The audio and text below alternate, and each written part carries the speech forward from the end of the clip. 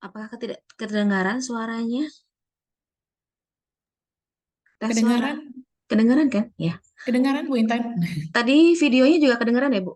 Kedengaran Bu. Oh, oke. Kalau begitu aman.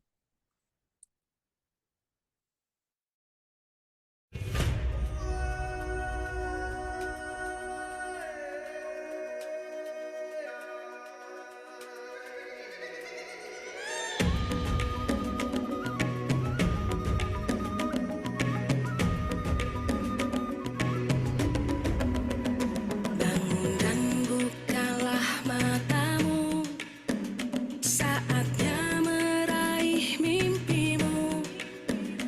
Arahkan pandangan ke depan, Tuhan kan menuntunmu. Sadarilah masa berganti, tantangan kan kita hadapi. Bergandeng tangan untuk negeri, era kita menanti berseri. Kita pelajar Pancasila, kita bernafas dalam sila-silanya. Kita pelajar Pancasila, ayo kita jaga untuk Indonesia. Bersatu dalam perbedaan, berpegang tangan dan berlari. Singkirkan egomu, oh kawan, demi negeri ini. Jadilah generasi emas, cerdas berkarakter itu kita. Berjuang dan harus berani, kita terus torehkan prestasi.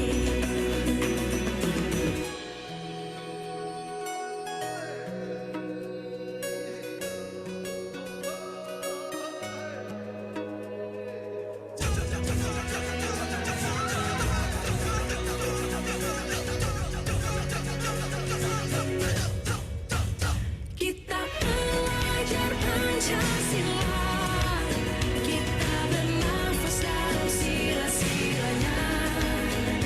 Kita pelajar Pancasila, ayo kita jaga untuk Indonesia.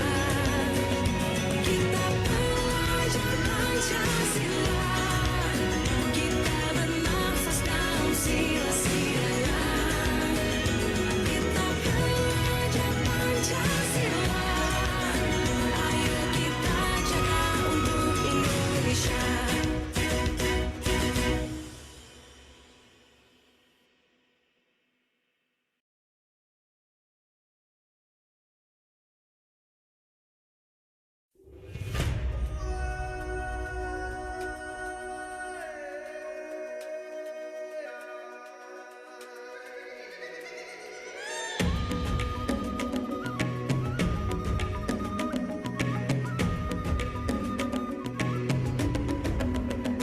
Bangun dan bukalah matamu, saatnya meraih mimpimu. Arahkan pandangan ke depan, Tuhan kan menuntunmu. Sadarilah masa berganti, tantangan kan kita hadapi. Bergandeng tangan untuk negeri, era kita menanti berseri. Kita pelajar Pancasila, kita bernafas dalam sila-silanya. Kita pelajar Pancasila, ayo kita jaga untuk Indonesia. Bersatu dalam perbedaan, berpegang tangan dan berlari. Singkirkan egomu, oh kawan, demi negeri ini. Jadilah generasi emas,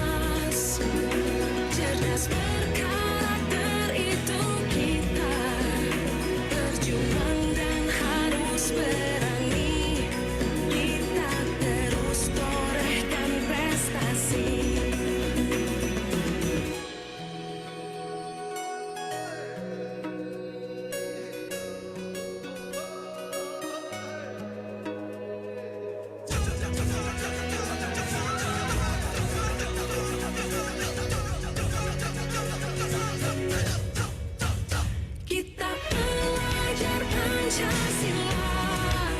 Kita bernafas dalam sila-silanya. Kita belajar Pancasila. Ayo kita jaga untuk Indonesia. Kita belajar Pancasila. Kita bernafas dalam sila-silanya. Kita belajar Pancasila. Ayo kita jaga untuk Indonesia.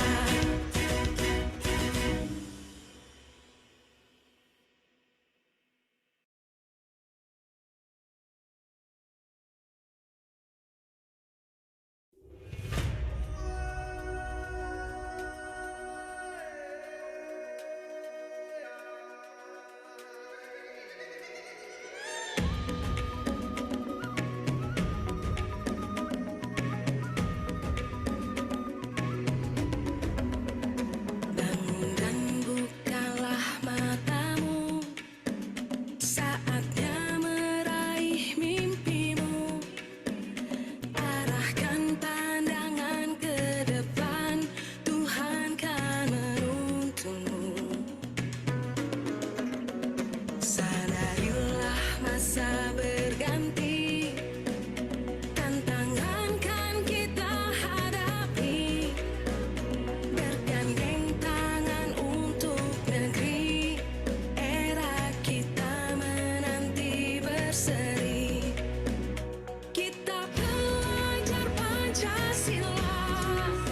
Kita bernafas dalam sila-silanya.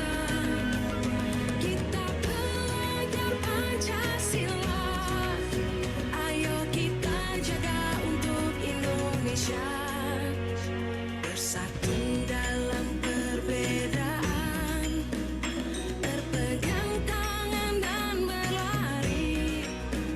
Singkirkan egomu, oh kawan, demi negeri ini. Jadilah generasi emas, cerdas berkarakter itu kita. Berjuang dan harus berani, kita terus torehkan prestasi.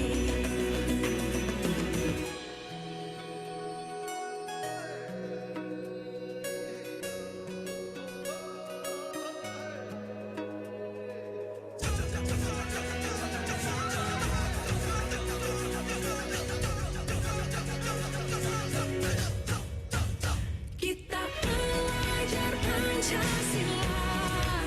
Kita bernafas dalam sila-silanya. Kita belajar Pancasila. Ayo kita jaga untuk Indonesia. Kita belajar Pancasila. Kita bernafas dalam sila-silanya. Kita belajar Pancasila. Ayo kita jaga untuk Indonesia.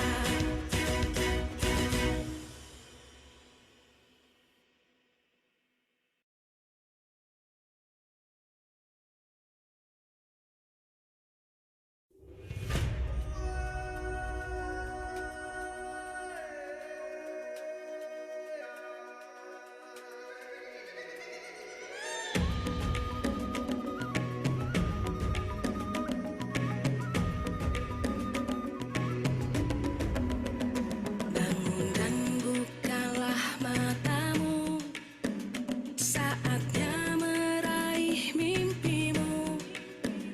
Arahkan pandangan ke depan, Tuhan kan menuntunmu.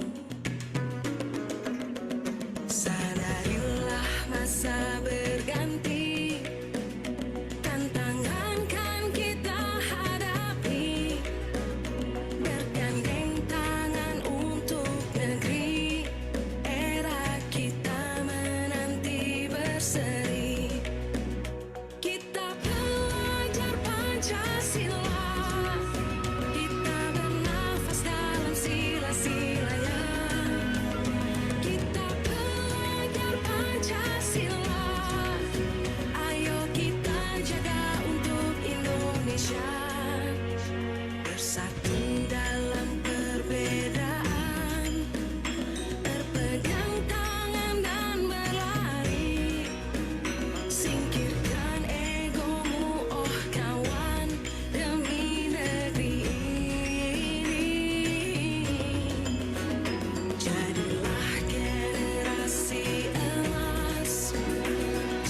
berkarakter itu kita, berjuang dan harus berani, kita terus torehkan prestasi.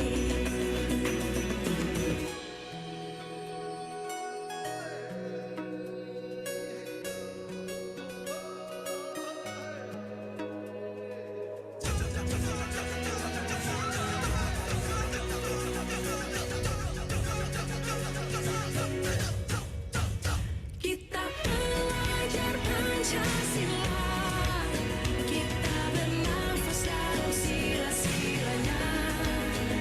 Kita belajar Pancasila, ayo kita jaga untuk Indonesia. Kita belajar Pancasila, kita bernafas dalam sila-silanya. Kita belajar Pancasila, ayo kita jaga untuk Indonesia.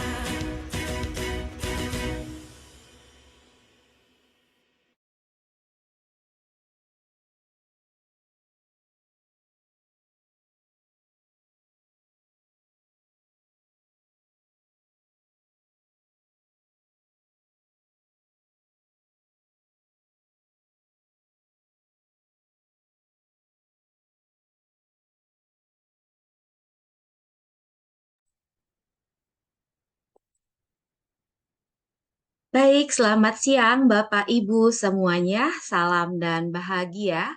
Perkenalkan, nama saya Intan Purnama P, SIKOM SPDMM. Saya selaku moderator pada webinar Bincang Santai hari ini, Iklim Sekolah Aman. Webinar ini merupakan bagian dari semarak perayaan Hari Guru Nasional yang mengusung tema Bergerak Bersama PMM, Rayakan Merdeka Belajar. Sebagai pembuka, izinkan saya untuk berpantun. Riuh rendah suara kelakar, bersenda gurau antar teman. Mari rayakan Merdeka Belajar bersama webinar Iklim Sekolah Aman. Bapak Ibu sekalian, tidak terasa sudah lama sekali kita tidak bertemu dalam webinar dari komunitas belajar kami. Nah, di siang hari ini, komunitas belajar kami ini mendapat kehormatan dengan kehadiran 2 orang narasumber. Nah, narasumber yang pertama adalah Ibu Martina Prativi SPhil dan MPhil. SPhil MPhil, sorry. Saya akan share untuk profil beliau.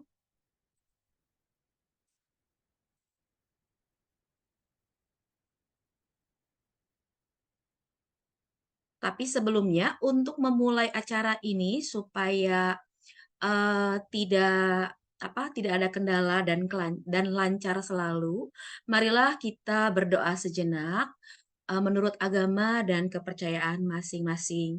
Silakan Bapak Ibu untuk berdoa. Berdoa dimulai.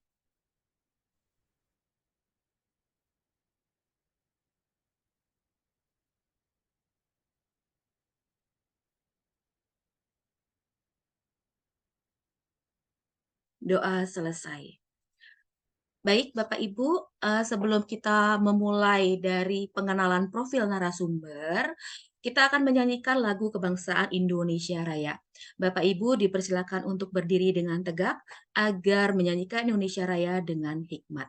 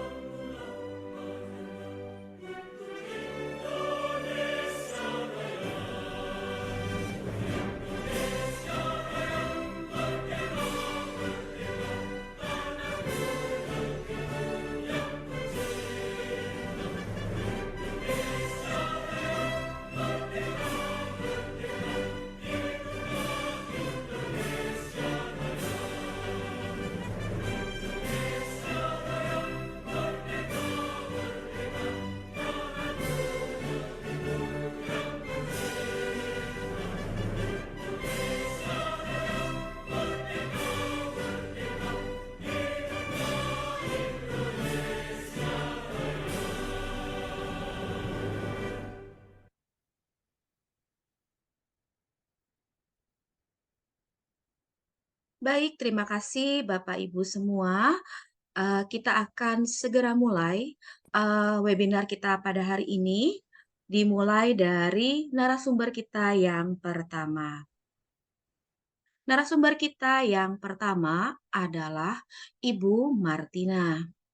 Saya akan tampilkan profil beliau.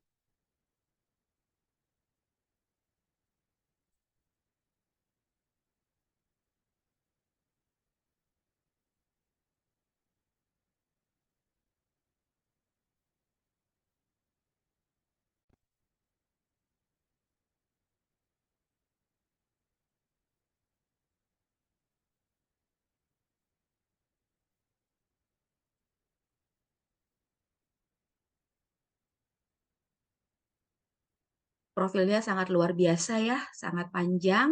Saya akan bacakan secara singkat tentang profil dari Ibu Martina Prativi, S.Phil M.Phil ya.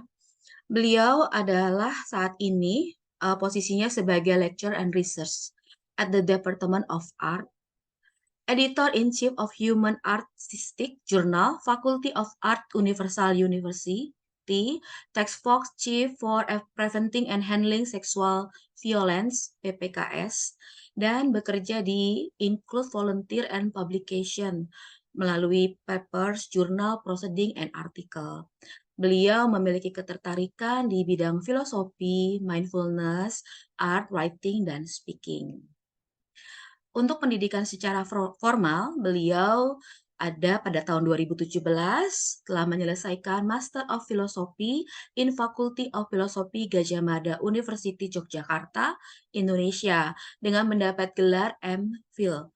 Dan pada tahun 2010, beliau mendapat gelar Bachelor Degree in Faculty of Philosophy Gadjah Mada University Yogyakarta, Indonesia dan mendapat gelar S.Phil.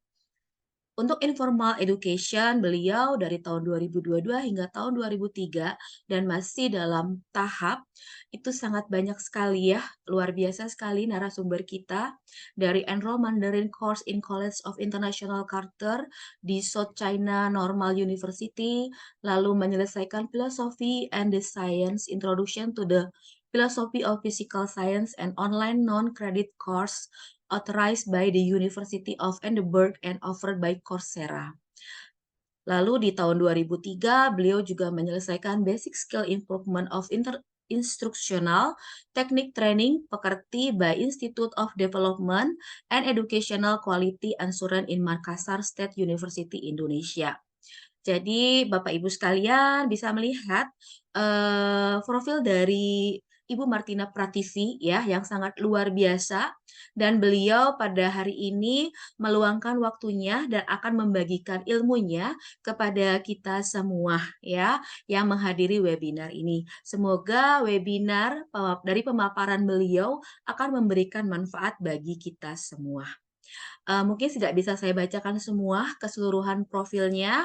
Bapak Ibu bisa lihat ya dan sangat luar biasa pengalaman beliau. Semoga bisa kita terima dan kita kita nikmati ya sebagai pembelajaran untuk kita sesuai dengan tema webinar hari ini yaitu iklim sekolah aman. Kepada Ibu Martina saya persilakan, Bapak Ibu juga silakan untuk fokus agar kegiatan ini dapat menjadi manfaat. Silakan menikmati webinar dengan semangat. Kepada Ibu Martina saya persilahkan.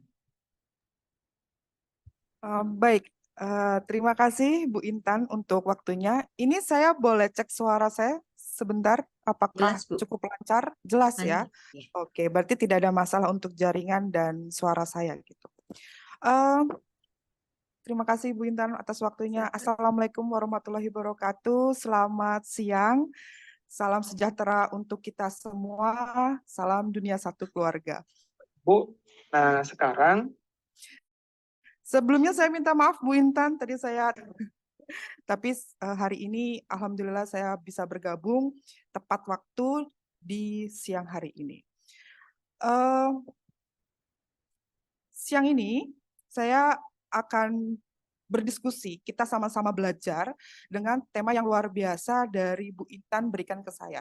Dan kebetulan memang saat ini tema yang diberikan itu merupakan tema yang sedang digarangkan atau sedang dipercepat oleh Kemendikbud atau oleh Dikti sendiri gitu ya. Jadi ketika saya ditawarkan, wah pasti saya mau gitu ya, bersedia sekali. Baik, sebelum saya izin share screen, saya mau memperkenalkan diri. Tadi sudah ada sekilas profil tentang saya, tapi saya ingin memperkenalkan sendiri secara pribadi. Salam kenal untuk Bapak Ibu peserta untuk KKG SD Material Wira. Saya Martina Prativi, dipanggil Bu Martina, dan saat ini saya merupakan dosen UVERS di Prodi Seni Tari. Sepertinya perkenalannya itu saja dulu ya, karena kita masih ada materi gitu ya. Nanti kita bisa ngobrol lagi selanjutnya gitu. Saya izin share screen ya, Bu Intan. Silakan, Bu. Oke. Baik. Baik, kita mulai untuk tema diskusi kita atau webinar kita siang hari ini. Saya memberi judul tentang iklim sekolah aman dari kekerasan seksual. Nah, materinya hari ini yang akan saya sampaikan, itu yang pertama saya akan menjelaskan tentang arti kekerasan secara umum. Jadi kita akan bicara tentang kekerasan dahulu, lalu setelah itu kita akan masuk tentang pengertian kekerasan seksual. Nah, di sini kita akan belajar tentang apa sih penyebab kekerasan seksual, dan yang keempat, kita akan bicara tentang dampak yang ditimbulkan dari kekerasan seksual. Dan yang terakhir ini yang sedang memang digalakkan, yaitu tentang pencegahan dan penanganan kekerasan seksual di lingkungan sekolah, lingkungan kampus ya. Dan kebetulan sumber yang saya dapat di materi ini itu dari Puspeka Jakarta Dikti. Kebetulan saya pernah ikut pelatihan tapi hanya sebentar. Tapi saya sudah dapat materi Pusat Pendidikan Karakter dari Kemendikbud, Permendikti ya, saya lupa nih nyebutnya gitu ya, tapi kita panggil Dikti gitu ya. Dan juga alhamdulillah Satgas PPKS UVERS itu juga dalam bimbingan dari Satgas PPKS Politeknik Negeri Batam. Jadi materi yang saya sampaikan itu merupakan sudah dibimbing oleh Satgas PPKS Politeknik Negeri Batam, dan saya juga sudah meminta izin untuk memberikan materi ini ke kita semua. Nah, oke. Sebelum saya mulai pemaparan materi saya, ini penting kita bicarakan di awal, yaitu presentasi ini sedikit mengandung sedikit traumatik gitu ya. Saya khawatir peserta di sini mungkin ada pengalaman yang kurang baik. Jadi saya sebelumnya memberikan peringatan atau sedikit pemberitahuan apabila nanti saat saya memberikan materi, Bapak Ibu di sini mengalami tidak enak gitu ya, itu boleh sekali menghubungi panitia atau mungkin bisa meninggalkan sebentar ruang webinar ini, dan nanti kalau misalnya sudah stabil bisa bergabung lagi. Ini penting karena memang dapat memicu respon secara emosional. Begitu ya Bapak Ibu ya? Sepakat ya? Jadi kalau misalnya saya mau lift dulu Miss atau Bu, oh boleh silakan. Boleh ambil nafas, boleh menenangkan diri, nanti kita bisa diskusi lagi terhadap materi kita. Begitu, langsung hubungkan panitia. Oke. Tadi saya beri judul tentang iklim sekolah aman untuk kekerasan seksual. Tapi kita perlu tahu sebenarnya apa sih kekerasan seksual itu gitu ya. Nah, di sini saya akan menjelaskan secara etimologi, secara harafiah. Kalau kita melihat dari kata kekerasan, itu sebenarnya berawal dari kata bahasa Inggris, yaitu violence, dan dari kata atau awal mula dari kata vis-vis. Jadi kalau secara harafiah, itu berarti vis-vis, yang artinya itu berdaya tahan atau kekuatan atau latus yang berarti membawa. Jadi arti dari violence yang dari bahasa Inggris ini kalau kita diartikan secara harfiah itu berarti adalah daya atau kekuatan untuk membawa. Itu kalau kita ke arah bahasa Latin, vis-vis itu tadi. Tapi kalau kemarin saya baca di jurnal, sebenarnya kalau kita mengacu bahwa kekerasan itu adalah violence atau violentia gitu ya bahasanya, jadi violentia itu merupakan suatu keganasan, ini secara harfiah, suatu pemaksaan, suatu kegarangan dan apa ya, mungkin mengarah ke, maaf ya Bapak Ibu, pemerkosaan gitu. Jadi memang kekerasan ini kalau kita bahasakan secara harfiah itu lebih ke arah ke dahsyatan gitu, kegarangan gitu ya. Jadi kalau misalnya ada kekerasan pasti ada pihak yang dirugikan. Nah, itu kalau kita bicara tentang kekerasan. Lalu, kalau secara terminologi, kekerasan itu saya ambil dari filsuf favorit saya, seorang filsuf perempuan di zaman modern. Saya suka sekali dengan filsuf ini, gitu ya, Hannah Arendt. Memang beliau itu fokus tentang kekerasan dalam kekuasaan. Nah, tapi di sini saya mau tidak mengarah ke kekuasaan, tapi memang nanti ada relasi kuasa. Tapi ini saya ingin sekali menjelaskan atau ingin sekali menampilkan kepada Bapak Ibu. Apa sih menurut Hannah Arendt tentang kekerasan?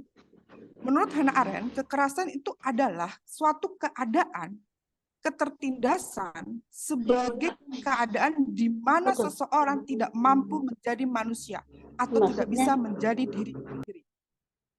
Nah, ketika kita dalam keadaan seperti itu, maka kita sebenarnya dalam kondisi tindakan kekerasan. Atau kita membuat kondisi seperti itu, berarti kita sedang melakukan kekerasan. Ini menurut seorang filsuf Hannah Arendt. Itu saya lihat dalam bukunya On Violence, tapi memang ini lebih ke arah gender, tapi ini lebih ke arah politik humanisme gitu ya. Dalam bukunya On Violence itu kalau nggak salah ada di bab pertama, saya lupa ingat, bukunya warna kuning, Hannah Arendt gitu ya. Beliau sangat luar biasa. Lah, lalu kalau menurut ahli hukum gitu ya, sebenarnya apa sih kekerasan, Miss gitu ya, Bu gitu ya.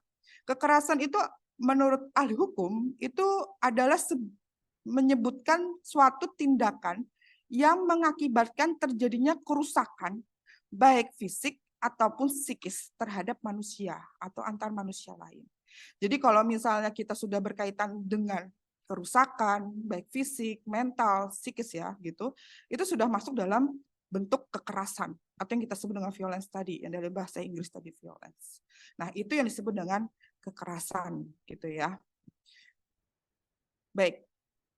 Sekarang, kalau kita mengacu pada pasal 1 dari Permendikbud-Ristek gitu ya, nomor 30 tahun 2021 yang saya bilang tadi sedang digalangkan, sebenarnya apa sih kekerasan seksual gitu ya? Di sana disebutkan dalam Permendikbud, kekerasan seksual adalah setiap perbuatan merendahkan, menghina, melecehkan, dan atau menyerang tubuh dan atau fungsi reproduksi seseorang karena ketimpangan relasi atau gender yang berakibat atau dapat berakibat penderitaan psikis dan atau psikis termasuk yang mengganggu kesehatan reproduksi seseorang dan hilang kesempatan melaksanakan pendidikan tinggi dengan aman dan optimal. Nah, jadi kalau kita mengacu pada peraturan Pak Menteri gitu ya, ini kekerasan seksual itu mengarah pada perbuatan yang kita tekankan adalah merendahkan. Merendahkan saja itu sudah kekerasan gitu ya. Menghina, melecehkan, dan atau menyerang tubuh gitu ya. Dan atau fungsi reproduksi seseorang. Nah, itu sebenarnya yang harus kita tekankan gitu. Sekarang saya mau bertanya dulu nih sama Bapak Ibu yang di sini nih. Bu Intan mau jawab silahkan gitu ya. Merendahkan, menghina, melecehkan, menyerang tubuh gitu ya. itu kira-kira bisa nggak sih kemungkinan terjadi di sekolah kita atau di lingkungan kita bekerja? Itu mungkin nggak bisa terjadi atau mengalami hal tersebut? Bisa nggak? Kemungkinan bisa ya, Bu. Bisa. Pelakunya siapa? Semua Bisa. warga sekolah, semuanya, Ibu. Sivitas sekolah, mau guru, siswa, staf tata usaha, cleaning service, satpam. Lalu apa lagi, Bu? Warga sekolah ada apa lagi ya, Bu? Teknisi, apalagi? Itu bisa menjadi korban dan mungkin juga bisa jadi pelaku gitu. Nah, itu yang menjadi kenapa Pak Menteri memberikan Permendikbudristek ini. Ya, saya tidak tahu gitu ya. Saya tidak tidak pernah ikut seminarnya, tapi yang saya tekankan, oh ya, mungkin juga itu menjadi apa yang sering terjadi di dunia pendidikan gitu, hal-hal seperti itu gitu. Warga sekolah gitu kan tidak hanya guru dan siswa, bukan hanya kepala sekolah, staf, tenaga pendidikan saja, tapi warga sekolah itu bisa cleaning service, bisa satpam, bisa mungkin teknisi, atau mungkin warga-warga yang lain gitu, namanya juga warga gitu ya. Nah, kembali lagi, kalau kita melihat nih, kita bicara tentang kekerasan seksual. Kalau kita lihat dari posisi topografi dari kekerasan, itu dari keempat yang saya berikan di slide ini, gitu ya, ada nggak yang berbeda, gitu ya? Misal kekerasan fisik itu bisa dilakukan oleh diri sendiri, ya nggak? Menyakiti diri sendiri. Lalu antar individu, mungkin kekerasan fisik bisa dari teman, bisa dari orang tua gitu ya, atau bisa dari suami atau istri gitu ya. Atau kelompok. Kelompok ini mungkin kita dikeroyok gitu ya, atau dijegal, atau kita dibully atau apa gitu ya. Nah, itu dimasuk dari kekerasan fisik. Sama psikologi, pengabaran dan penelantaran. Tapi kalau dari posisi kekerasan seksual itu kemungkinan hanya terjadi di antar individu dan kelompok. Jadi kemungkinan itu pasti ada pihak pelaku gitu. Nah, itu yang membedakan kekerasan dengan kekerasan lainnya, kekerasan seksual. Dan dari data yang saya dapat dari pelatihan kemarin gitu ya, dan juga dari Politeknik Batam, ternyata di Komnas Perempuan di tahun 2015 sampai 2021 itu 88% total kasus kekerasan di lembaga pendidikan itu kasusnya tentang kekerasan seksual. Nah, ini yang perlu kita sadarin lebih dulu, pentingnya kita awareness, kesadaran untuk peduli tentang bagaimana sih bahwa itu mungkin bisa terjadi di lingkungan kita gitu ya. Tapi saya nggak mau nakut-nakutin ya Ibu, Bapak gitu ya. Sekali lagi kalau misalnya ini mengundang traumatik, Bapak Ibu boleh meninggalkan sebentar forum ini. Gitu. Nah, jadi di TK, SD, SLB ini nggak kelihatan ya. Ini terjadi sekitar berapa persen ini? Lalu tingkat SMP, tingkat SMA, SMK, pendidikan berbasis agama, dan juga tentu perguruan tinggi di Indonesia gitu. Juga itu termasuk banyak sekali kasus yang terjadi di perguruan tinggi tentang kekerasan seksual. Nah, ini kenapa kita perlu penting adanya awareness terhadap tema ini. Gitu. Nah, kenapa sih Bu itu bisa terjadi itu di dunia pendidikan khususnya gitu ya, di sekolah, di perguruan tinggi gitu ya. Kalau kita lihat gitu ya, yang pertama itu adanya suatu ketimpangan relasi kuasa. Kita sudah bisa bayangkan relasi kuasa yang memang kita punya sistem birokrasi di sekolah gitu ya, di institusi gitu ya. Jadi kalau kita adanya relasi kuasa itu bisa sangat memungkinkan gitu.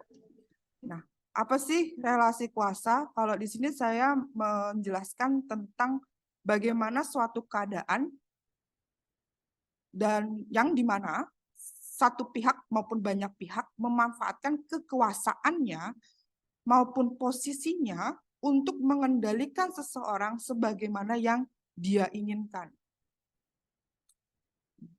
Kadang saya juga gini loh Bu, kalau saya kan juga kebetulan dosen gitu ya.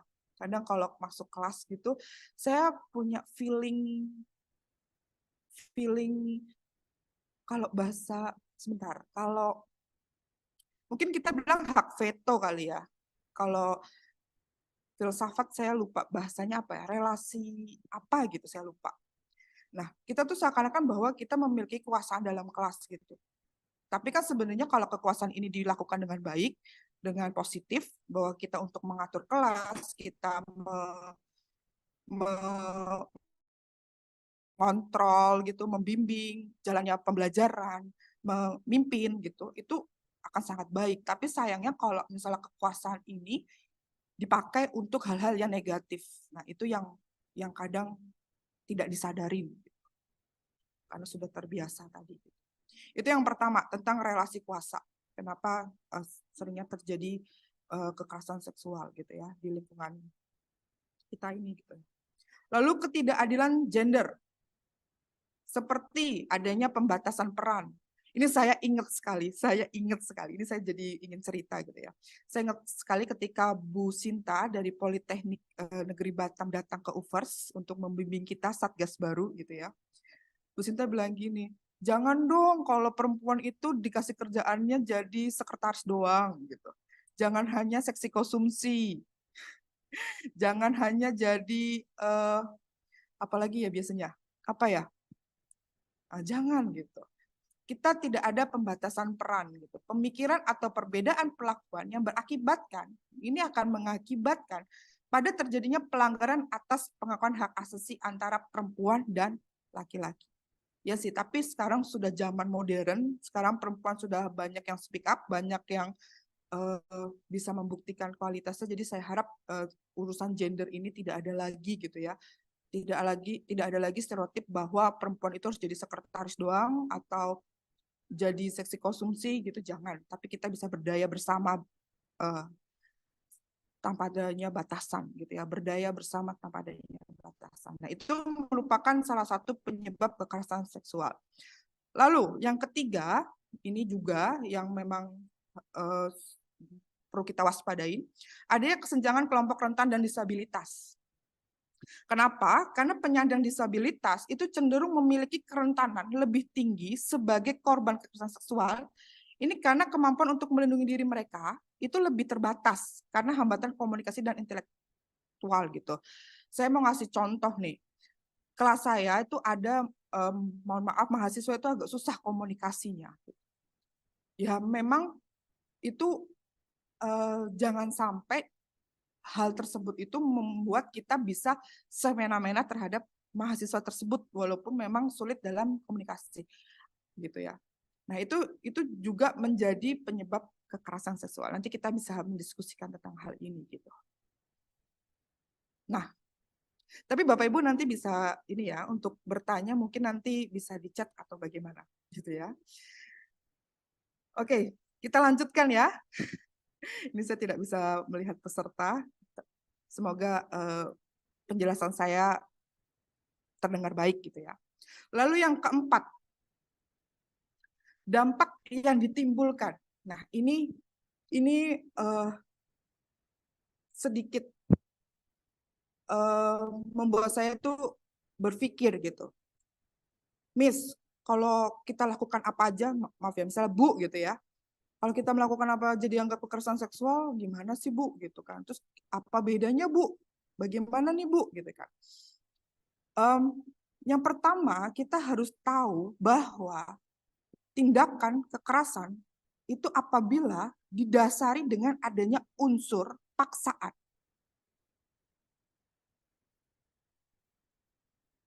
Kalau kita ada unsur paksaan tidak dalam persetujuan dua belah pihak, nah itu bisa dikatakan sebagai kekerasan. Gitu. Apalagi kalau misalnya paksaan dalam hal yang tadi gitu, secara seksual gitu ya. Nah, itu bisa menyebabkan bagi korban itu adalah kelumpuhan sementara. Sekarang Bapak Ibu pernah nggak sih kayak tiba-tiba tuh kayak nggak bisa jalan, lemes gitu? Jujur saya takut ketinggian. Jadi kalau misal saya di ketinggian, itu secara tiba-tiba itu kaki bawah saya, kaki saya itu lemes. Terus kayak nggak bisa berdiri secara otomatis ketika saya lihat ke bawah gitu. Nah, sama ketika kita sedang mengalami hal seperti itu sebenarnya bukan berarti kita setuju ketika kita diam, itu bukan berarti kita setuju mau diperlakukan kekerasan, tapi itu merupakan respon di mana kita tuh memang dalam keadaan bingung dan tidak bisa berbuat apa-apa gitu. Nah, itu disebut dengan tonic immobility atau kelumpuhan sementara. Jadi kalau misalnya kok diem aja sih digituin gitu ya, kok diem aja sih nggak mau gerak, nggak mau teriak gitu. Kadang kita nggak tahu, kadang kita mau teriak aja udah nggak bisa gitu ya. Dan kadang sama pelaku itu dianggap bahwa kita menyetujuin, padahal kita dalam kondisi tonic immobility gitu. Nah, itu korban kekerasan seksual itu sering sekali dipersalahkan karena tidak bisa melawan, berteriak, atau lari saat mengalami kekerasan. Padahal saat itu mereka masih mengalami kelumpuhan sementara yang disebut dengan tonic immobility. Gitu. Oke, selanjutnya nih, tentang menyalahkan korban dan victim blaming. Nah, saya harap bahwa ketika ada tonic immobility itu yang memang tidak dipahami, kita stop untuk mencoba menyalahkan gitu, atau kita mencoba bahwa ya ini karena kamu gitu ya, ya itu jangan gitu ya. Karena dalam sisi internal kita sebagai korban, itu kadang kita sudah menyalahkan diri kita sendiri, yang disebut dengan self-blaming. Apalagi kalau ditambahkan dengan faktor luar, yaitu eksternal, yaitu menyalahkan korban, yang kita sebut dengan victim blaming. Kita korban, kok kita yang di-blaming gitu ya, yang disalahkan. Gitu. Yang ketiga, tuduhan palsu atau false accusation. Gitu. Ini banyak sekali terjadi para korban. Ini merupakan fenomena masyarakat yang cenderung menyalahkan korban atas kekerasan seksual. Ya kamu sih pakai bajunya terlalu ketat gitu. Ya kamu sih provokatif banget depan saya gitu ya. Itu cenderung menyalahkan korban terus-terusan gitu ya. Dan itu membuat banyak korban itu menjadi tidak mau melaporkan kasus tersebut.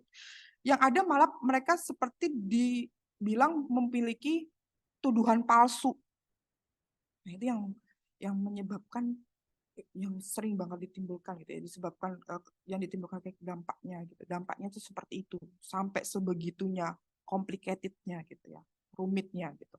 Lalu banyak korban kekerasan seksual yang kemudian malah dilaporkan balik dengan pasal pencemaran nama baik karena dianggap tidak memiliki bukti yang cukup kuat. Oke, Bapak Ibu, kita tarik nafas dulu apabila saya mengandung unsur. Ini saya memang sengaja memberikan smile gitu ya. Saya ingin memberikan kesan yang walaupun kita topiknya agak sedikit berat gitu, agak mencekam gitu, tapi kita ingin menciptakan iklim aman, sehat gitu ya. Senyum gitu ya. Maaf ya kalau Bu Martina terlalu semangat gitu. Oke. Terus tentang pembebanan korban. Nah, ini yang sedih saya di sini gitu ya. Kayaknya korban itu kayak dibebankan gitu. Kamu ada bukti nggak? Kamu ada video nggak? Kamu ada, atau jangan-jangan kamu tuh hanya halusinasi gitu ya. Karena tidak ada bukti apa-apa gitu. Nah, di sini korban itu terbebani untuk mengumpulkan bukti dan mencari pasal untuk menindaklanjuti kasus yang lebih dikenal sebagai beban pembuktian. Nah, masyarakat membebani korban untuk upaya pencegahan kekerasan seksual yang akan datang. Jadi,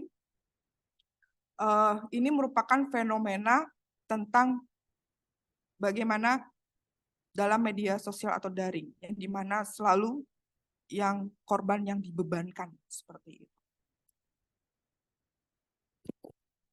Yang terakhir, ini saya kemarin habis cek di websitenya Merdeka Kekerasan kalau tidak salah.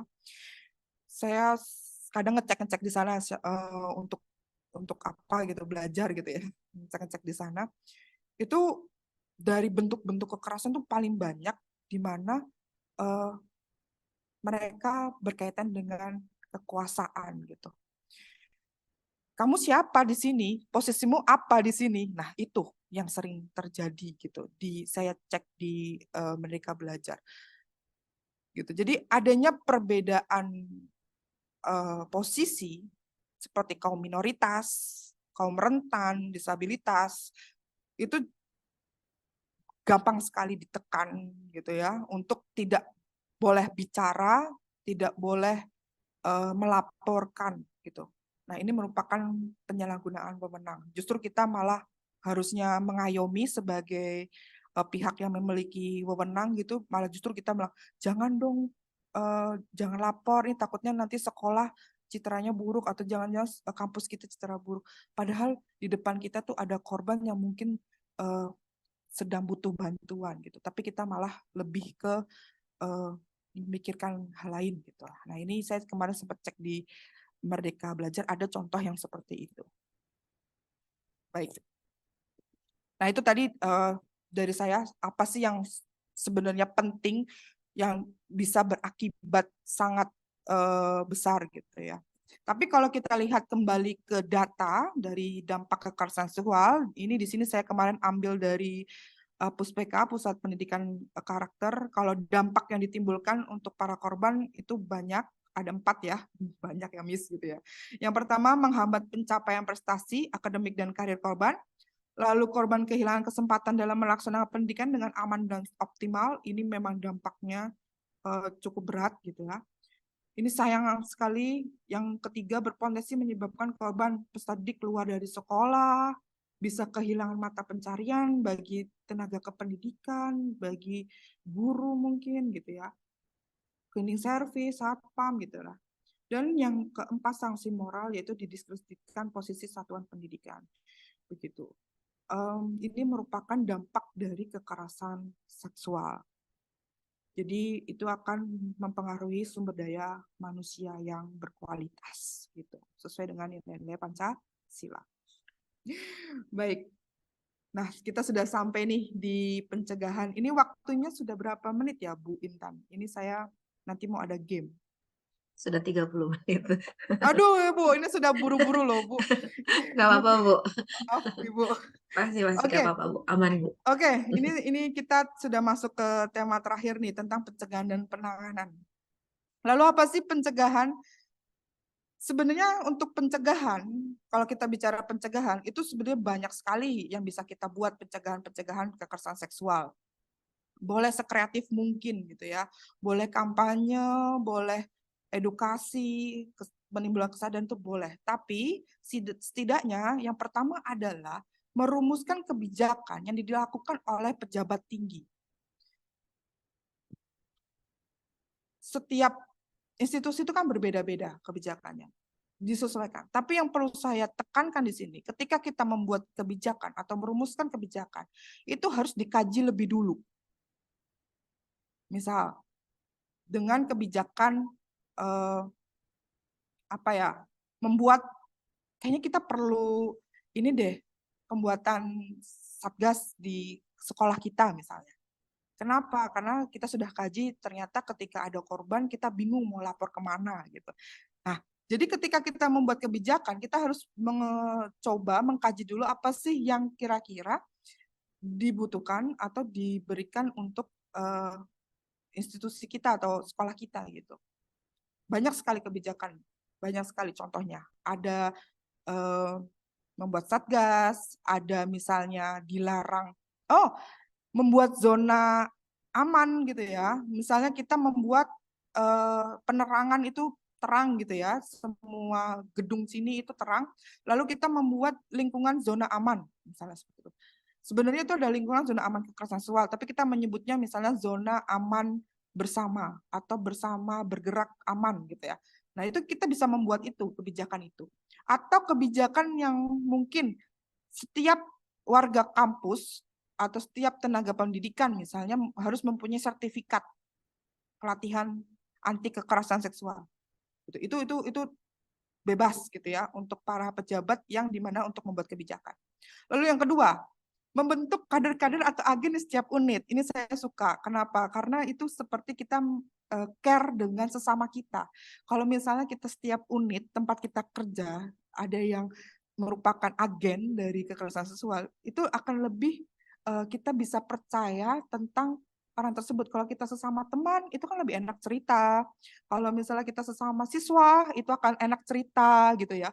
Takutnya gini, kalau siswa cerita ke guru, nanti aku takut nih sama guruku gitu, gimana nggak mau cerita, padahal siswanya mengalami kekerasan. Tapi kalau sesama siswa, kita lihat nih ada siswa, dia akan lebih enak cerita ke siswa, ke temannya dia. Gitu. Lalu yang ketiga, yaitu menyusun SOP. Pedoman ya, ini saya cepat ini, pedoman untuk pendampingan pedoman untuk melaporkan bagaimana ketika ada terjadinya kekerasan seksual itu kita tahu mau kemana dan di mana gitu ya. Misalnya kita lapor, setelah itu penanganan, bagaimana. Nah itu kita harus buat SOP-nya dulu gitu ya. Atau pedoman tentang lapor kekerasan seksual gitu. Lalu yang 4, membatasi pertemuan antara siswa dengan pendidik atau dan tenaga pendidikan di luar jam operasional. Ini juga penting. Lalu yang 5, yaitu menyediakan layanan pelaporan kekerasan seksual. Itu bisa lewat media sosial, boleh nempel poster, boleh taruh di call center mana gitu ya, boleh sekreatif mungkin. Nah, jadi bentuk pencegahan ini itu nggak hanya 5 ini sebenarnya, ini bisa dibuat upaya bagaimana menimbulkan kesadaran dan bebas dari rasa takut. Nah, itu yang perlu kita tekankan. Jadi untuk pencegahan itu bisa banyak sekali gitu. Oke, yang terakhir nih, sebelum kita game sedikit ya. Saya juga ingin mendengar nih peserta di sini, suara-suara di sini gitu ya, Bapak Ibu, tanggapan Bapak Ibu gitu. Yang keenam, tentang penanganan. Yang pertama, itu yang terpenting adalah selamatkan korban dulu. Beri minum. Dibawa ke tempat yang aman. Dengarkan dulu kejadian seperti apa. Selamatkan korban. Bawa ke tempat yang aman. Itu yang pertama. Itu dalam penanganan. Lalu yang kedua, bekerja sama dengan lembaga lain. Misal, langsung hubungi Satgas PPKS. Atau hubungin, kalau memang itu sudah dalam kondisi yang ini, misalnya ke lembaga Komnas HAM misalnya, atau Komnas Perempuan itu maksudnya adalah kita butuh bantuan dari lembaga lain. Lalu ketiga, tidak menyalahkan korban. Gitu ya.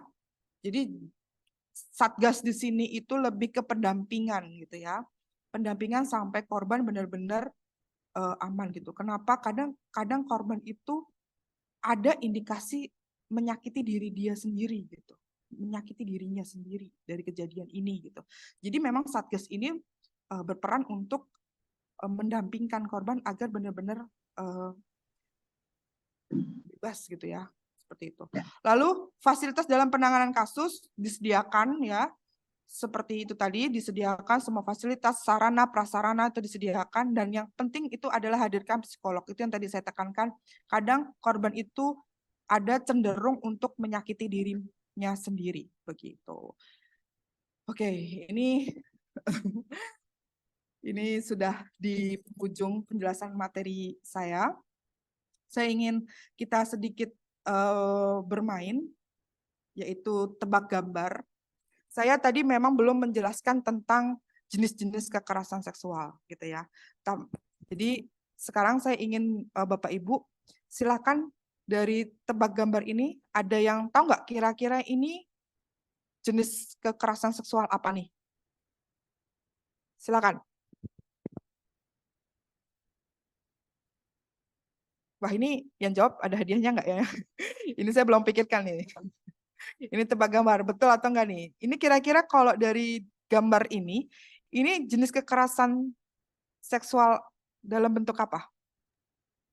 Silakan Bapak Ibu yang mau menjawab bisa langsung Oh, dibuka ini ada chat. audionya. Nah, sudah ada yang chat tuh.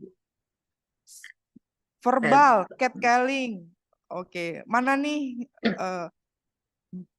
Betul ya. Jadi memang ini adalah jenis kekerasan verbal atau catcalling. Jadi kita sebenarnya kayak bersiul atau kita memandang dari atau bukan memandang ya.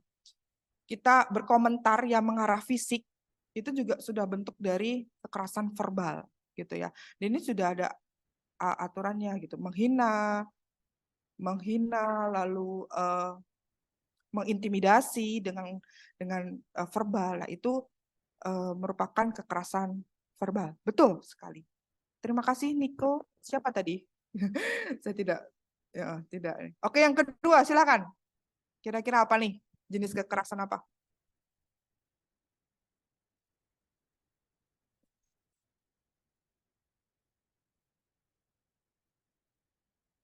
Jenis kekerasan apa? Ini di chat ya? Saya tidak tahu nih di mana nih. Silakan Bapak Ibu Silakan. dijawab. Silakan. Atau kalau ragu bisa diketik saja. Aha. Kira-kira ini jenis kekerasan apa?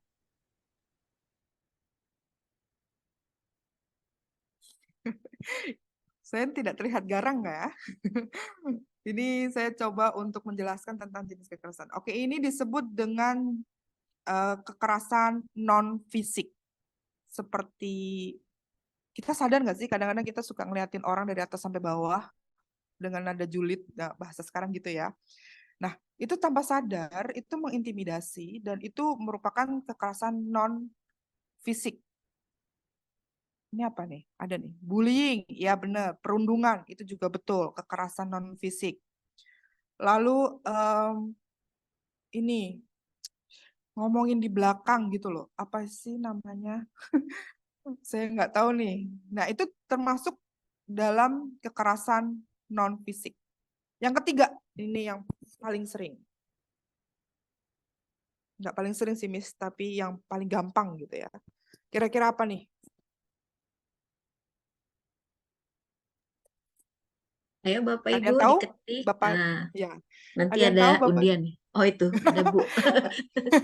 Ada ya, Bu? Oh, Ya, Masya Allah, Masya Allah. Oke.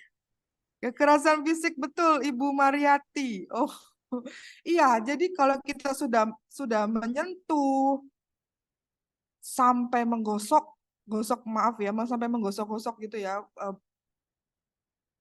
teman gitu ya, itu sudah masuk dalam kekerasan fisik gitu. Dan itu walaupun niat kita hanya menenangkan atau kita melihat membantu, tapi kalau sudah bersentuhan itu termasuk dalam kekerasan fisik. Yang terakhir, jadi ada tadi sudah 3 ya jenis kekerasan. Yang terakhir,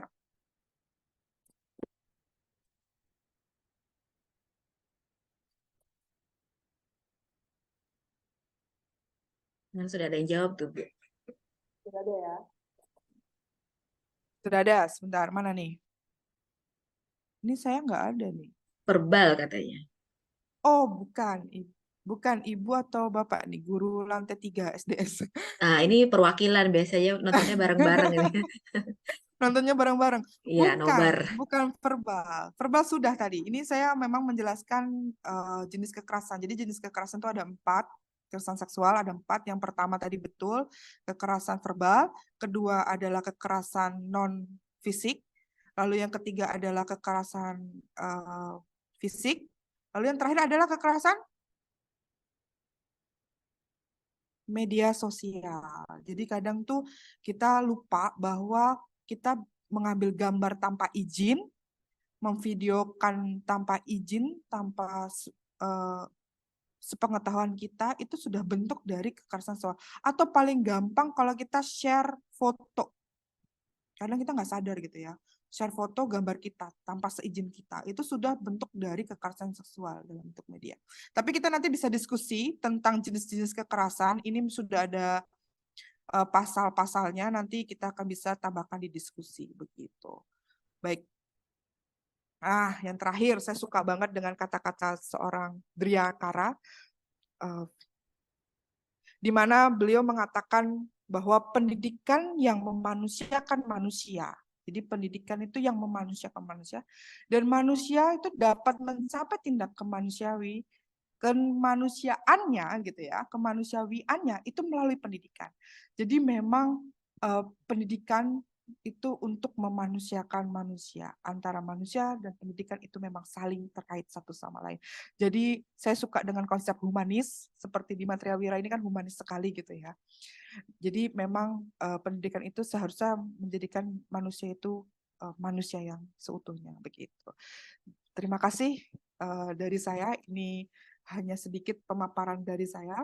Nanti selanjutnya saya serahkan ke Bu Intan ya Bu ya. Kalau misalnya ada yang diskusikan, silakan. Terima Baik. kasih.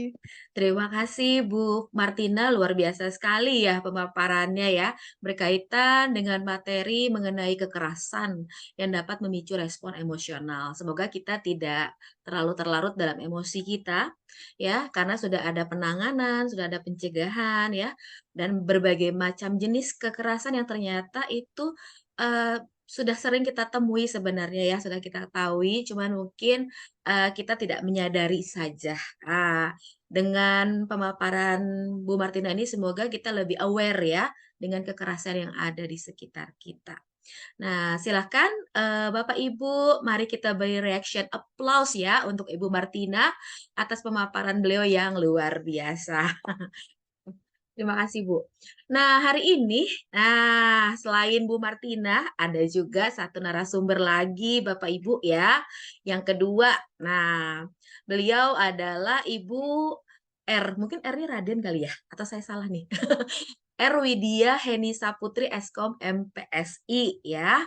Beliau juga salah satu dari dosen UVerse. Nah, sebelum beliau memaparkan materinya yang pasti juga tidak kalah luar biasa, saya akan share dulu ya untuk profil dari Ibu Widya ya.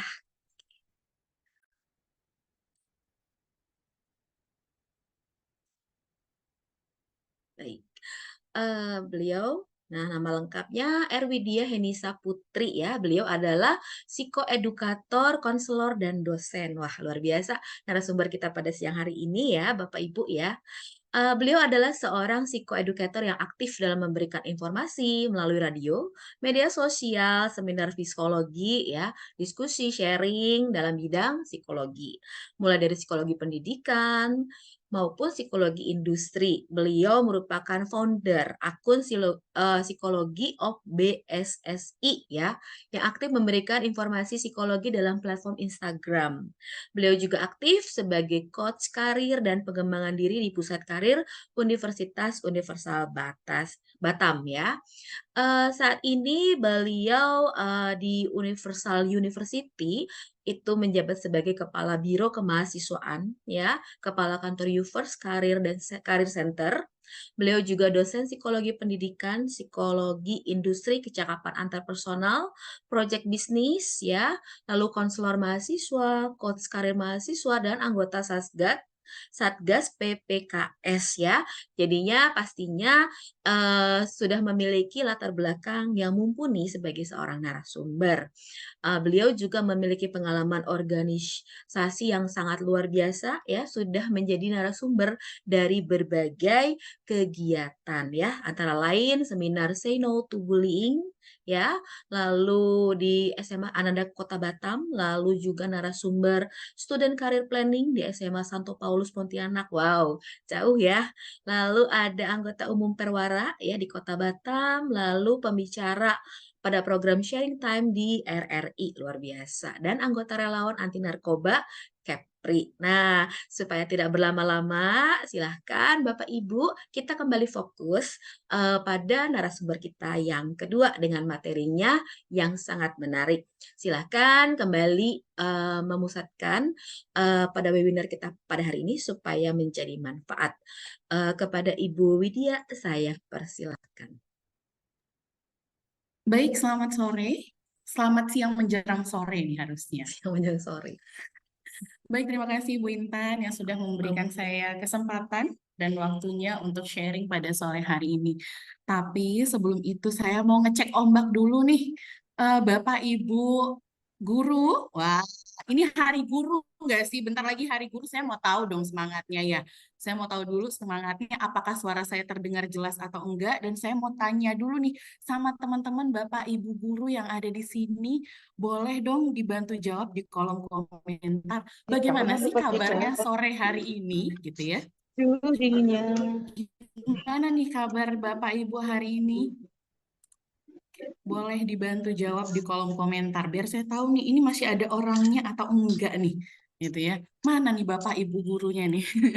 Karena kita mau wah, masih nih Ibu Susanti baik Bu. Wah, alhamdulillah kalau yang baik. Yang lain mana nih? Kok cuma Bu Intan sama Bu Yesika Vindi? Iya baik, Bu Susanti baik, alhamdulillah. Wah, ini perwakilan ada 10.000 nih yang nonton di guru di lantai 3 nih. Baik Ibu. Ibu Paulina, baik. Pak Neko, baik. Bapak apa Ibu ini? Pak Neko Wahyuningsih. Bapak atau Ibu Ibu, nih? Mohon maaf nih. Ibu, Bu. Oh, Ibu ya. Pak Ardi. Pak Ardi, baik. Baik, Bu. Wah, baik semua ya. Wah, saya harap nih Bapak Ibu semuanya baik di sini. Nggak apa-apa, masih ditulis, diketik-ketik di kolom komentar, nggak apa-apa. Senang sekali rasanya bisa ketemu sama Bapak Ibu yang hadir pada sore hari ini. Oh, masih semangat. Bu Mariati nanti dapat hadiah ini nampaknya ya, karena masih semangat. Jadi hari ini kita akan sharing-sharing, tadi sudah dipaparkan di narasumber tentang kekerasan seksual gitu ya, tentang kekerasan, penanganannya bagaimana, pencegahannya bagaimana begitu ya. Nah, hari ini mungkin saya lebih spesifik nih sama sama hal yang sangat sering terjadi sekali di sekolah gitu ya, yakni kasus bullying atau kekerasan pada anak-anak nih, pada teman sebaya gitu ya. Bullying ini kayaknya kita masih dengar dari dulu sampai sekarang. Jadi kalau dilihat gitu ya, kenapa sih kasus bullying itu sampai sekarang masih ada ya akarnya gitu ya. Kalau kita lihat gitu ya, kalau kita berpikir gitu ya, zaman dulu ya kita dibully sama siapa? Ada yang tahu nggak? Dari zaman nenek moyang kita sudah dibully. Kita dibully siapa? Ayo, sampai kita merdeka. Nah, itu siapa tuh? Nah, itu clue-nya gitu ya. Dari dulu kita sudah dibully nih. Ketika kita dijajah, ya kan, kita masih ingat bahwa kita dijajah dulunya sama Belanda, sama Jepang. Itu secara nggak langsung dibully gitu. Secara nggak langsung ketika kita dijajah, bibit-bibit atau pola pikir yang buruk gitu ya. Nah, itu tuh masih dibawa. Itu kenapa sih dibully itu sampai sekarang kayaknya mengakar banget, bahkan dulu lebih parah gitu ya. Kalau kita lihat gitu ya, bullying itu selalu terjadi pada saat ospek nih gitu ya. Bahkan kita tahu dan masih kita dengar gitu ya bahwa ada kasus-kasus yang mengatakan kalau misalnya ospek itu pasti ada pembulian antara kakak kelas sama adik kelas begitu. Terus kemudian masuk sekolah-sekolah tertentu ada kekerasan fisik yang sampai meninggal dunia. Itu masih kita dengar sampai hari ini dan itu sangat miris sekali begitu ya. Itu kenapa Mas Menteri sangat sangat sangat menggembar-gemborkan gitu ya awareness terhadap kekerasan gitu ya dan pelecehan seksual itu sangat kuat sekali khususnya sekarang di sekolah. Kenapa begitu? Satuan pendidikan itu menjadi ladang atau tempat yang paling rentan untuk terjadi kasus-kasus seperti ini. Baik, saya izin Bapak Ibu untuk bisa membagikan materi. Mungkin nanti karena saya mungkin waktunya terbatas, mungkin nanti Bu Intan bisa mengingatkan saya di kolom chat kalau misalnya Bu waktunya tinggal sedikit, boleh banget ya Bu. Jadi nanti bisa mengingatkan saya kalau misalnya waktunya sudah mepet sekali karena memang waktunya sangat terbatas gitu ya Bu. Jadi nanti buat Bapak Ibu yang mungkin ingin materinya full gitu ya, nanti bisa saya bagikan di akhir sesi. Apakah sudah terlihat dengan baik untuk materinya? Sudah, Oke, baik. Nah, kita mau menciptakan lingkungan atau iklim sekolah aman nih bagi kita semua. gitu ya. Jadi mungkin saya langsung saja ke agenda sore kita hari ini gitu ya. Kita mau tahu apa sih itu bullying, jenis-jenis bullying apa. Walaupun tadi sudah di-spill sama Ibu Martina sebelumnya. Jadi di sesi saya nanti lebih banyak diskusi saja gitu karena waktu yang sangat terbatas. Terus kemudian nanti mungkin saya bisa memberikan tips gitu ya, memberikan saran sesuai dengan pengalaman yang saya dapatkan selaku konselor gitu ya, mungkin bisa diterapkan di sekolah Bapak Ibu. Nah, ini mungkin kita langsung saja yang viral-viral nih ya, yang viral-viral kali ini gitu ya. Kasus bullying itu memang selalu terjadi setiap hari gitu ya. Kalau sekarang kalau dulu tuh orang bilangnya ya fenomena gunung es. Kalau sekarang, kalau dulu memang nggak kelihatan. Kalau misalnya dilihat gitu ya, kasus bullying itu setiap tahunnya itu bertambah. Kita lihat dari 2020, saya tarik ulur 3 tahun belakangan. 2020 itu untuk kasus bullying sendiri itu ada 11.278 korban. 11.000 Bapak Ibu, seluruh Indonesia. Betapa mirisnya gitu ya. Itu 2020. 2021 itu naik Bapak Ibu, 14.317 korban. Dan 2022 tahun lalu gitu ya, itu mencapai 21.241 korban. Jadi kalau dilihat loh, kok semakin tahun kok semakin naik ini. Gimana nih gitu ya? Karena ini fenomena gunung es. Itu kenapa pemerintah saat ini benar-benar menggalakkan untuk ayo sama-sama yuk kita jaga, ayo kita bangun yuk iklim sekolah kita yang aman. Karena memang kasusnya selama ini tidak terlihat. Bahkan ya korban-korban tadi banyak sekali yang tidak berani untuk speak up. Makanya setelah dilakukan sosialisasi, meningkatkan awareness masyarakat, nah, barulah terlihat ternyata begitu banyak korbannya. Lambe Turah, ini siapa Bapak Ibu yang ngikutin Instagram Lambe Turah nih. Nah, ini banyak sekali informasi setiap hari tuh. Mulai dari pelajar SMA, keroyok teman sekolahnya di Cimahi, terus kemudian ada perundungan dari adik kelasnya di SMP, terus kemudian di SD juga. Ini terkenal banget nih kemarin masuk berita nih, SD di Gresik buta gara-gara dicolok matanya, mohon maaf nih, sama tusuk bakso. Aduh, itu kan ngeri banget ya. Kalau ditelusuri, kenapa sih itu bisa terjadi? Ternyata ada pemalakan oleh kakak kelasnya. Jadi ternyata setelah diperiksa gitu ya, ternyata ada pemalakan. Jadi minta uang jajan, tapi nggak dikasih sama kakak kelasnya. Terus kemudian ditusuk pakai tusukan bakso, akhirnya mengakibatkan kebutaan. Terus kemudian siswi SD juga ada yang dibully sampai patah tulang gitu ya, cedera gitu. Dan bullying fisik itu masih saja terjadi gitu ya di siswa mulai dari SD sampai dengan SMA. Nah, jadi memang kasus bullying ini sangat-sangat banyak sekali gitu, dan tanpa kita sadari mungkin ada terjadi di lingkungan kita, tapi kita belum bisa mendeteksinya. Nah, mungkin sore hari ini, mungkin saya akan bantu Bapak Ibu, kita sharing sama-sama, bagaimana sih cara yang mendeteksinya, dari mana kita tahu kalau siswa-siswa kita dibully, Bu? Gimana saya tahu kalau anak itu seorang pembuli, begitu ya.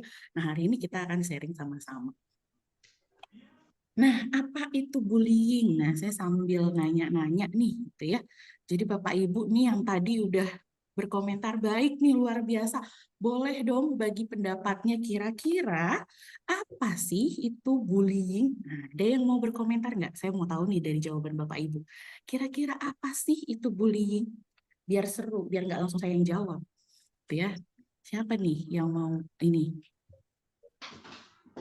yang mau mencoba menjawab? Kalau enggak saya coba panggil deh, nah, biar seru nih, saya mau dengar suara Bapak Ibu yang luar biasa hari ini. Saya mau coba dengar dari Ibu siapa ya? Oh, ini aja deh, Pak Ardi. Pak Ardi ada di sini? Apakah Pak Ardi ada di sini? Mungkin. Oke. Pak Ardi. Halo Pak Ardi. Iya, Miss. Iya. Saya Bu. Maaf, Miss, di sini agak ramai, ya. Oh iya, nggak apa-apa. Iya. Saya mau tahu dulu nih sedikit menurut Pak Ardi, bullying itu apa sih? Bullying itu suatu perbuatan dengan cara membuli atau mengganggu ataupun perundingan terhadap mereka yang lebih lemah. Oke, luar biasa. Terima kasih sekali Pak Ardi atas jawabannya. Ya, sama-sama, Miss. Nih, siapa lagi ya saya mau coba. Oh, ini Bu Dian sudah mau unmute nih. Bu Dian. Oh, Bu Lestina mau menjawab. Bu Lestina mau menjawab, boleh. Saya unmute dulu nih. Oke. Coba. Oke. Mungkin sudah bisa untuk open mic-nya. Baik Iya, Bu, Bu Lesti. terima kasih atas kesempatannya. Jadi menurut saya Iya. bullying itu Bu, suatu tindakan kekerasan yang dilakukan secara sengaja Bu. Secara sengaja. Iya, luar biasa. Terima kasih sekali Bu Lestina. Benar sekali. Jadi bullying itu dilakukan secara sengaja gitu ya. Wah, saya juga mau baca nih di mempermalukan orang lain dengan tidak wajar. Wah, masuk dalam bullying. Bullying itu sebuah tindakan yang dilakukan oleh seseorang maupun sekelompok orang terhadap orang yang lebih lemah darinya. Cakep-cakep memang. Memang nih guru-gurunya nih cakep-cakep nih. Gitu ya. Luar biasa. Nah, jadi memang kalau disimpulkan gitu ya, bullying itu adalah segala bentuk penindasan atau kekerasan yang dilakukan dengan sengaja, seperti yang Bu Destina tadi bilang, gitu ya. Dilakukan secara sengaja. Bentuknya apa? Penindasan atau kekerasan oleh satu orang atau sekelompok orang yang lebih kuat. Nah, tadi juga ada yang bilang gitu ya, yang lebih kuat atau berkuasa terhadap orang lain. Dengan tujuan apa? Dengan tujuan untuk menyakiti dan dilakukan secara terus-menerus. Nah, jadi kalau misalnya isinya udah ada penindasan atau kekerasan, terus kemudian dilakukan dengan sengaja, terus kemudian oleh seseorang maupun sekelompok orang, gitu ya, yang lebih kuat atau berkuasa dengan tujuan menyakiti dan dilakukan secara terus-menerus, itu disebut dengan bullying. Jadi kalau misalnya ada nih bercandaan anak-anak sekolah ya biasa, gendut lu, gitu ya. Kalau sekali-sekali aja mungkin bercanda gitu ya. Tapi kalau misalnya setiap hari jalan, dasar lu gendut, gendut, lo mau jajan, nah itu sudah mulai ya, mulai masuk dalam kategori bullying. Nah, kita langsung saja tadi Bu Martina sudah menjelaskan juga gitu ya. Sudah menjelaskan juga tadi Bu Martina ada jenis-jenisnya. Nah, ini saya lebih memetakan kembali lagi. Jenis-jenis bullying itu ada macam-macam Bapak Ibu. Jadi mulai ada kontak fisik langsung, bukan kotak ya, kontak fisik langsung. Seperti apa? Memukul, mendorong, menggigit, menjambak, menendang, mengunci seseorang dalam ruangan, mencubit, mencakar. Nah, itu juga termasuk memeras dan merusak barang yang dimiliki orang lain, itu termasuk dalam jenis-jenis bullying kontak fisik langsung. Jadi bentuknya lebih memukul, mendorong, dan lain sebagainya. Kalau kontak verbal langsung, contohnya seperti apa? Ya, masuk dalam mengancam, mempermalukan, merendahkan, mengganggu, memberi panggilan nama, seperti saya bilang tadi, dasar lu gendut, kurus lu, hitam lu, pendek lu, nah gitu ya. Apa sebutan nama orang tua? Nah, itu masuk dalam kontak verbal langsung. Ya, sarkasme, merendahkan, put downs, mencela, mengejek, mengintimidasi, memaki, menyebarkan gosip. Nah, menyebarkan gosip juga termasuk dalam kontak verbal langsung. Nah, jadi nyebarin gosip juga termasuk Bapak Ibu. Nah, ini harus diperhatikan gitu ya. Perilaku nonverbal langsung, mulai dari tindakan melihat dengan sinis, lihat dari atas ke bawah gitu ya. Terus menjulurkan lidah, menampilkan ekspresi muka yang merendahkan, mengejek, mengancam. Nah, itu termasuk dalam perilaku nonverbal langsung, dari raut wajah, dari ekspresi. Dari kesel, sinis ya kan. Aduh, sinis, bombastis side eye. Nah, itu juga masuk ya kalau sering-sering ya. Perilaku nonverbal tidak langsung. Misalnya ngambek nih, terus mendiamkan seseorang, terus mengucilkan seseorang, rekan kerja, anak siswa-siswa nih, ada nih yang kalau lagi ngambek sama gengnya gitu kan ya, nah, dia mulai mendiamkan temannya, menjauhi temannya, gitu ya. Memanipulasi persahabatan sehingga menjadi retak, sengaja mengucilkan atau mengabaikan. Nah, ini lebih ekstrim gitu ya, mengirim surat kaleng. Zaman dulu saya SD ada nih model-model mengirimkan surat kaleng begini. Nah, yang selanjutnya adalah cyberbullying. Nah, ini paling gampang sekali dilakukan saat ini, paling gampang. Jari-jari netizen. Nah, tindakan menyakiti orang lain dengan sarana media elektronik. Oh, bentar-bentar. Ini juga ya kasus, bukan kasus, tapi kejadian yang sering terjadi. Misalnya lagi ulang tahun temennya, dilempari tepung, dilempari telur, begitu ya, itu termasuk mengarah ke bullying. Kenapa gitu ya? Mungkin nggak semua orang loh suka ulang tahun diperlakukan seperti itu, gitu ya. Terus kemudian direkam, gitu ya. Terus kemudian disebarkan di media sosial. Temennya lagi ngorok, terus lagi tidur, mukanya lagi jelek, terus diupload, disebarin. Nah, itu termasuk cyberbullying yang tanpa terasa mungkin kadang pernah kita lakukan. Nah, ini saya juga sering ngomong sama siswa-siswa, jangan-jangan nih teman-teman nih suka juga nih, pernah nih melakukan ini. Setidaknya salah satu di antara 6 ini ada satu yang pernah gitu ya. Dan yang terakhir adalah pelecehan seksual, di mana kadang tindakan pelecehan itu dikategorikan perilaku agresi fisik atau verbal. Nah, itu udah jenis-jenisnya. Tentu pihak yang terlibat dalam bullying itu banyak, gitu ya. Tidak hanya sendiri, gitu bisa terjadi bullying. Tapi ada juga ada korban, itu yang sering jadi korban perundungan. Biasanya siapa yang sering jadi korban perundungan? Ya biasanya anak-anak yang memiliki kondisi yang berbeda. Entah itu fisiknya yang berbeda, entah itu secara psikologinya berbeda, atau ada yang dari keluarga yang kaya raya, gitu ya, atau sebaliknya yang sangat sukses, sangat miskin, sangat terpuruk dan lain sebagainya. Yang berbeda, ya biasanya itu yang menjadi korban. Terus kemudian biasanya ada pelaku, gitu ya, pasti ada pelaku, gitu ya. Pelaku itu cenderung hiperaktif, impulsif, aktif dalam gerak, merengek, menangis berlebihan, menuntut perhatian, tidak patuh, menantang, merusak, ingin menguasai orang lain. Biasanya ada ciri-ciri seperti itu. Biasanya memiliki temperamen yang sulit dan masalah pada atensi atau konsentrasi, dan hanya peduli terhadap keinginan sendiri. Sulit empati, ada perasaan iri dengki gitu ya. Terus kemudian memiliki pemikiran bahwa permusuhan itu adalah sesuatu yang positif. Ada anak-anak yang model begini, ada Bapak Ibu. Cenderung memiliki fisik yang lebih kuat, lebih dominan daripada teman-teman sebayanya. Nanti kita akan lebih dalam lagi diskusi terkait ini. Terus kemudian ini ada saksi, di mana ada seseorang atau kelompok yang melihat atau menyaksikan terjadinya kasus perundungan atau bullying tersebut. Jadi kalau misalnya dilihat gitu ya, semuanya terlibat dan semuanya ada dampaknya enggak sih? Gitu ya. Tentu Bapak Ibu. Jadi kalau selama ini kita melihat bahwa dampak bullying itu hanya kepada korban, oh, itu salah. Gitu ya.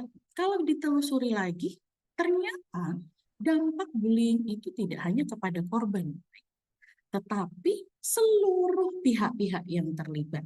Mulai dari korban, mulai dari pelaku, mulai saksi, itu semua memiliki dampak. Nah, ini salah satu dampaknya. Gitu ya. Yang pasti kalau dampak kepada korban bullying, itu sudah pasti kesakitan fisik dan psikologis. Itu tidak perlu diragukan lagi. gitu ya. Ada kesakitan fisik, ada kesakitan atau kepedihan, ada luka batin yang terjadi, ada krisis kepercayaan diri atau self esteem, gitu ya. Jadi kalau perilaku bullying kepada korban itu pasti ada kemerosotan dalam kepercayaan diri.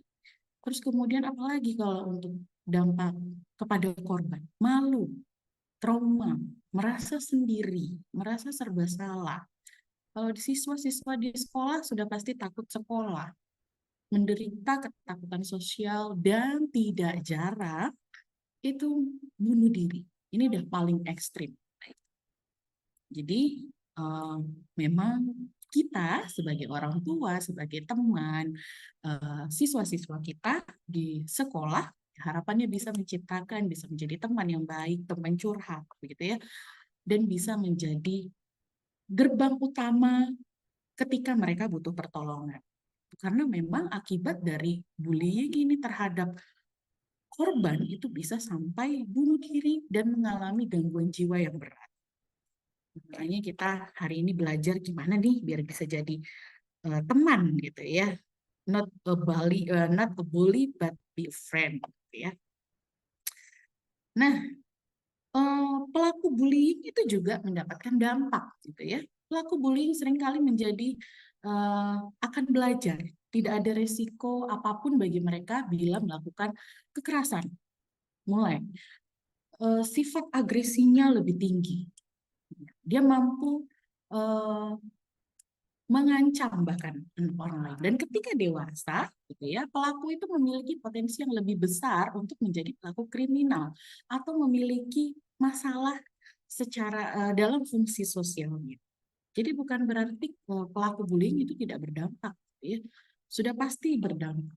Itu meningkatkan agresivitasnya, begitu. Dan itu sangat berpengaruh kepada kehidupan setelah itu. Begitu. Setelah dia di sekolah, ketika dia masih umur 10 tahun misalnya, 9 tahun gitu ya, masih remaja gitu, terus berkembang hingga dewasa. Nah, itu akan mempengaruhi psikisnya gitu ya. Terus kemudian untuk saksi akan apa? Akan berdampak apa gitu ya? Tentu mengalami perasaan yang tidak menyenangkan gitu ya, dan mengalami tekanan psikologis juga yang berat. Terus kemudian merasa terancam dan ketakutan akan menjadi korban selanjutnya, serta mengalami penurunan prestasi biasanya. Karena perhatian masih terfokus pada bagaimana menghindari menjadi target perundungan atau bullying daripada tugas akademik. Biasanya itu yang terjadi. Jadi tidak hanya korban bullying saja ketika kita menghadapi kasus bullying di sekolah khususnya. Tapi yang perlu kita rangkul itu 3 pihak.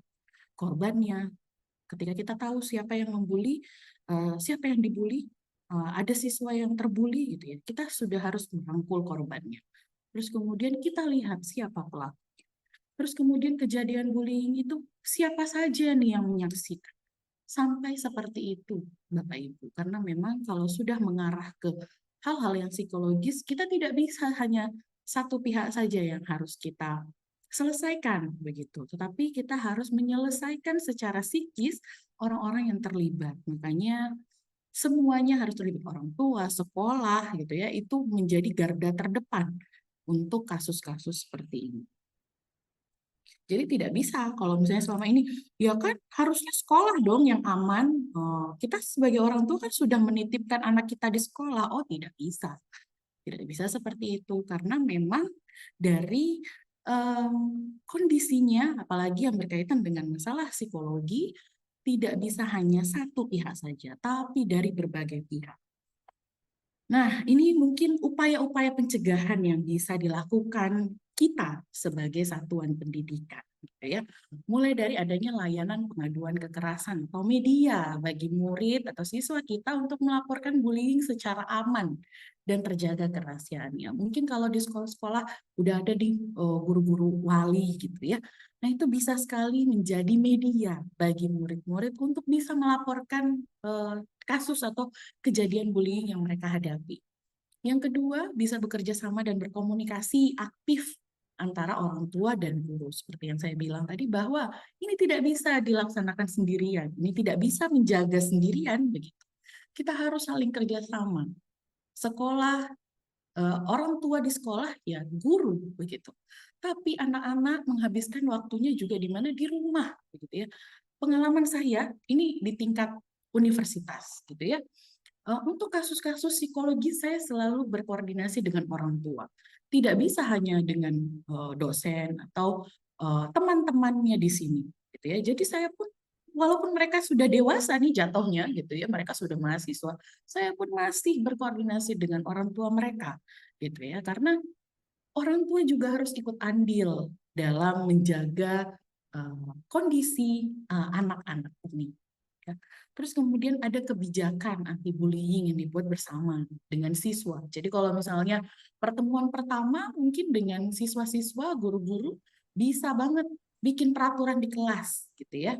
Mungkin kalau misalnya di SD gitu ya, mungkin bisa bikin bintang kebahagiaan misalnya. Jadi siapa saja yang bisa memberikan contoh yang baik gitu ya, memberikan contoh yang baik, terus kemudian bisa memberikan suasana yang baik gitu ya, memberikan contoh yang baik bagi temannya, menjadi teman yang baik, bisa memberikan layanan yang baik untuk temannya begitu ya, mungkin bisa mendapatkan bintang kebahagiaan gitu ya, sehingga suasana di kelas tuh lebih nyaman lagi gitu ya. Mungkin bisa bikin peraturan-peraturan khusus gitu ya yang gampang dipahami dengan siswa-siswi begitu ya. Nah, terus kemudian memberikan bantuan bagi siswa yang menjadi korban. Ini sudah pasti harus gitu. Nah, pendidik dan tenaga kependidikan itu memberikan keteladanan dengan berperilaku positif dan tanpa kekerasan. Kita pingin anak kita nggak keras gitu ya. Ya mau nggak mau kita harus belajar untuk menunjukkan sikap-sikap kasih, sikap ramah gitu ya, sehingga mereka belajar. Dan ini juga dikoordinasikan dengan orang tua gitu ya, karena di rumah mereka belajar dari sikap orang tuanya begitu. Nah, jadi harapannya ini bisa mulai diprogramkan begitu. Nah, terus kemudian program anti-bullying di satuan pendidikan yang melibatkan siswa, guru, orang tua, gitu ya, terus kemudian masyarakat sekitar. Nah, ini boleh. Dan salah satunya nih hari ini kita sharing-sharing, saya luar biasa dan sangat mengapresiasi sekali. Ya, beberapa waktu lalu saya juga datang ke sekolah, begitu ya, dan saya juga sangat mengapresiasi karena saat ini sekolah-sekolah sudah mulai aware nih terhadap kasus-kasus bullying yang terjadi. Dan yang terakhir, yang memastikan Sapras di satuan pendidikan kita itu tidak mendorong anak untuk berperilaku bullying. Makanya penting sekali kita menciptakan nilai-nilai, ya, nilai-nilai di sekolah yang bisa kita terapkan sama-sama agar perilaku bullying tidak terjadi. Nah, selanjutnya nih, saya mau tanya nih sama Bapak Ibu gitu ya. Pernahkah Bapak Ibu mendapati perilaku bullying di sekolah? Siapa nih yang udah pernah dapat kasus ya? Boleh dong share di kolom chat nih, saya ingin tahu. Ada nggak dari Bapak Ibu yang di dalam diskusi kita sore hari ini yang pernah mendapati perilaku bullying di lingkungan sekolah? Ada nggak nih? Biar kita bisa sharing-sharing. Ada Bapak Ibu boleh berkomentar di kolom chat gitu ya. Pernah nggak Bapak Ibu mendapati perilaku bullying di lingkungan sekolah? Misalnya siswanya mengejek atau mendorong temannya, atau mungkin anaknya sendiri ini yang pernah mengalami gitu di sekolahnya dulu gitu ya. Atau Bapak Ibu nih pernah nggak ngerasa dibully gitu? Boleh nih, boleh dibantu. Ada nggak kira-kira? Wah, ada nih kayaknya nih cerita nih. Tidak pernah, Bu. Wah, syukur nih tidak pernah. Tapi saya ingin bertanya, andai kata si B tukang bully si A, nah sebagai tanda ingin melindungi si A dari bulian si B, teman sekelas ini kompak jauhin si B, gitu ya. Jadi perilaku teman sekelas ini apakah juga termasuk mereka sedang membuli si B yang tadinya dia tukang bully A? Padahal niat teman sekelas ini baik karena mau melindungi si A gitu ya. Membalas bulian dengan membuli. Mungkin judulnya begitu ya, membalas bulian dengan bulian. Sebenarnya niatnya baik, tapi mungkin caranya kurang tepat begitu ya. Mungkin jangan malah menjadi contoh gitu ya. Jangan menjadi contoh gitu. Mungkin pendekatannya yang harus kita ganti nih gitu ya. Jangan karena kita mau ngelindungin si A, tanpa sadar kita malah jadi melakukan atau menjadi sekelompok yang ngebully nih gitu. Ini sering terjadi Bapak Ibu, sering terjadi gitu secara nggak sadar gitu ya. Jadi hal yang seperti Bu Paulina ceritakan gitu ya, wah itu memang juga sering terjadi di sekolah gitu ya. Dan kalau di SMP, SMA gitu ya, geng-gengan gitu ya akhirnya gitu ya, punya kubu-kubu tersendiri karena awalnya memang mau ngasih hukuman jera gitu ya bagi si pembuli gitu ya, tapi malah endingnya kita yang menjadi ngebully begitu. Nah ini kurang tepat begitu ya untuk penanganannya. Memang niatnya sudah baik nih mau melindungi temannya, tetapi nah ini juga gimana kita nggak jadi kita harus gimana dong Bu kalau misalnya kita nggak boleh seperti itu, takutnya jadi seorang pembuli juga, terus apa yang kita lakukan gitu ya. Sebenarnya Bapak Ibu, untuk menjadi seorang pelaku pembuli itu juga tidak ujuk-ujuk gitu ya. Tidak ujuk-ujuk dia punya perilaku seperti kekerasan gitu, terus kemudian iri hati dan dengki gitu ya. Itu tidak ujuk-ujuk. Perilaku anak itu terbentuk gitu ya dari banyak faktor. Dari banyak faktor. Jadi memang kalau misalnya kita ketemu sama orang yang anaknya suka ngebully nih Bu, apa yang harus kami lakukan nih gitu ya. Salah satunya gitu ya, bukan menjauhi secara serempak gitu ya, malah balik ngebully gitu ya. Tapi coba dengarkan dulu cerita versinya mereka seperti apa. Cerita versi anaknya seperti apa. Terus kemudian kita harus juga kita lihat perilakunya yang tidak pantas, yang tidak dapat diterima dan diingatkan itu seperti apa. Dan kita mulai mengingatkan dulu nih, jangan langsung menjauhi. Tapi kita ingatin dulu. Kita ingatkan dulu, nggak boleh loh kayak gitu sama temanmu. Nanti kalau kamu yang digituin sama teman kayak gimana. Gitu ya. Kita harus kasih pengertian juga nih. Kita juga harus kasih, mungkin dia nggak tahu apa yang dilakukannya ternyata salah gitu ya. Nah, jadi kita harus sorotin dulu perilakunya apa yang tidak menyenangkan. Kita tegur dulu gitu. Terus kemudian bantu mereka, bantu siswa yang suka ngebully ini gitu ya, bantu pelaku pembuli ini untuk memahami alasan di balik perilakunya. Kamu kenapa sih suka bully si A? Kenapa sih kamu suka bully si A? Tanya dulu. Karena kita belum tahu alasannya kenapa dia suka ngebully gitu ya. Karena bisa jadi mereka punya masalah di rumah. Anak-anak seperti ini punya masalah di rumah. Ya, kadang kurang perhatian atau mereka bahkan menjadi korban pembulian sebelumnya. Nah, ini kita harus mensadari itu. Makanya jangan ikutan dibully gitu, jangan ikutan membuli gitu ya. Jadi kita dengarkan dulu gitu.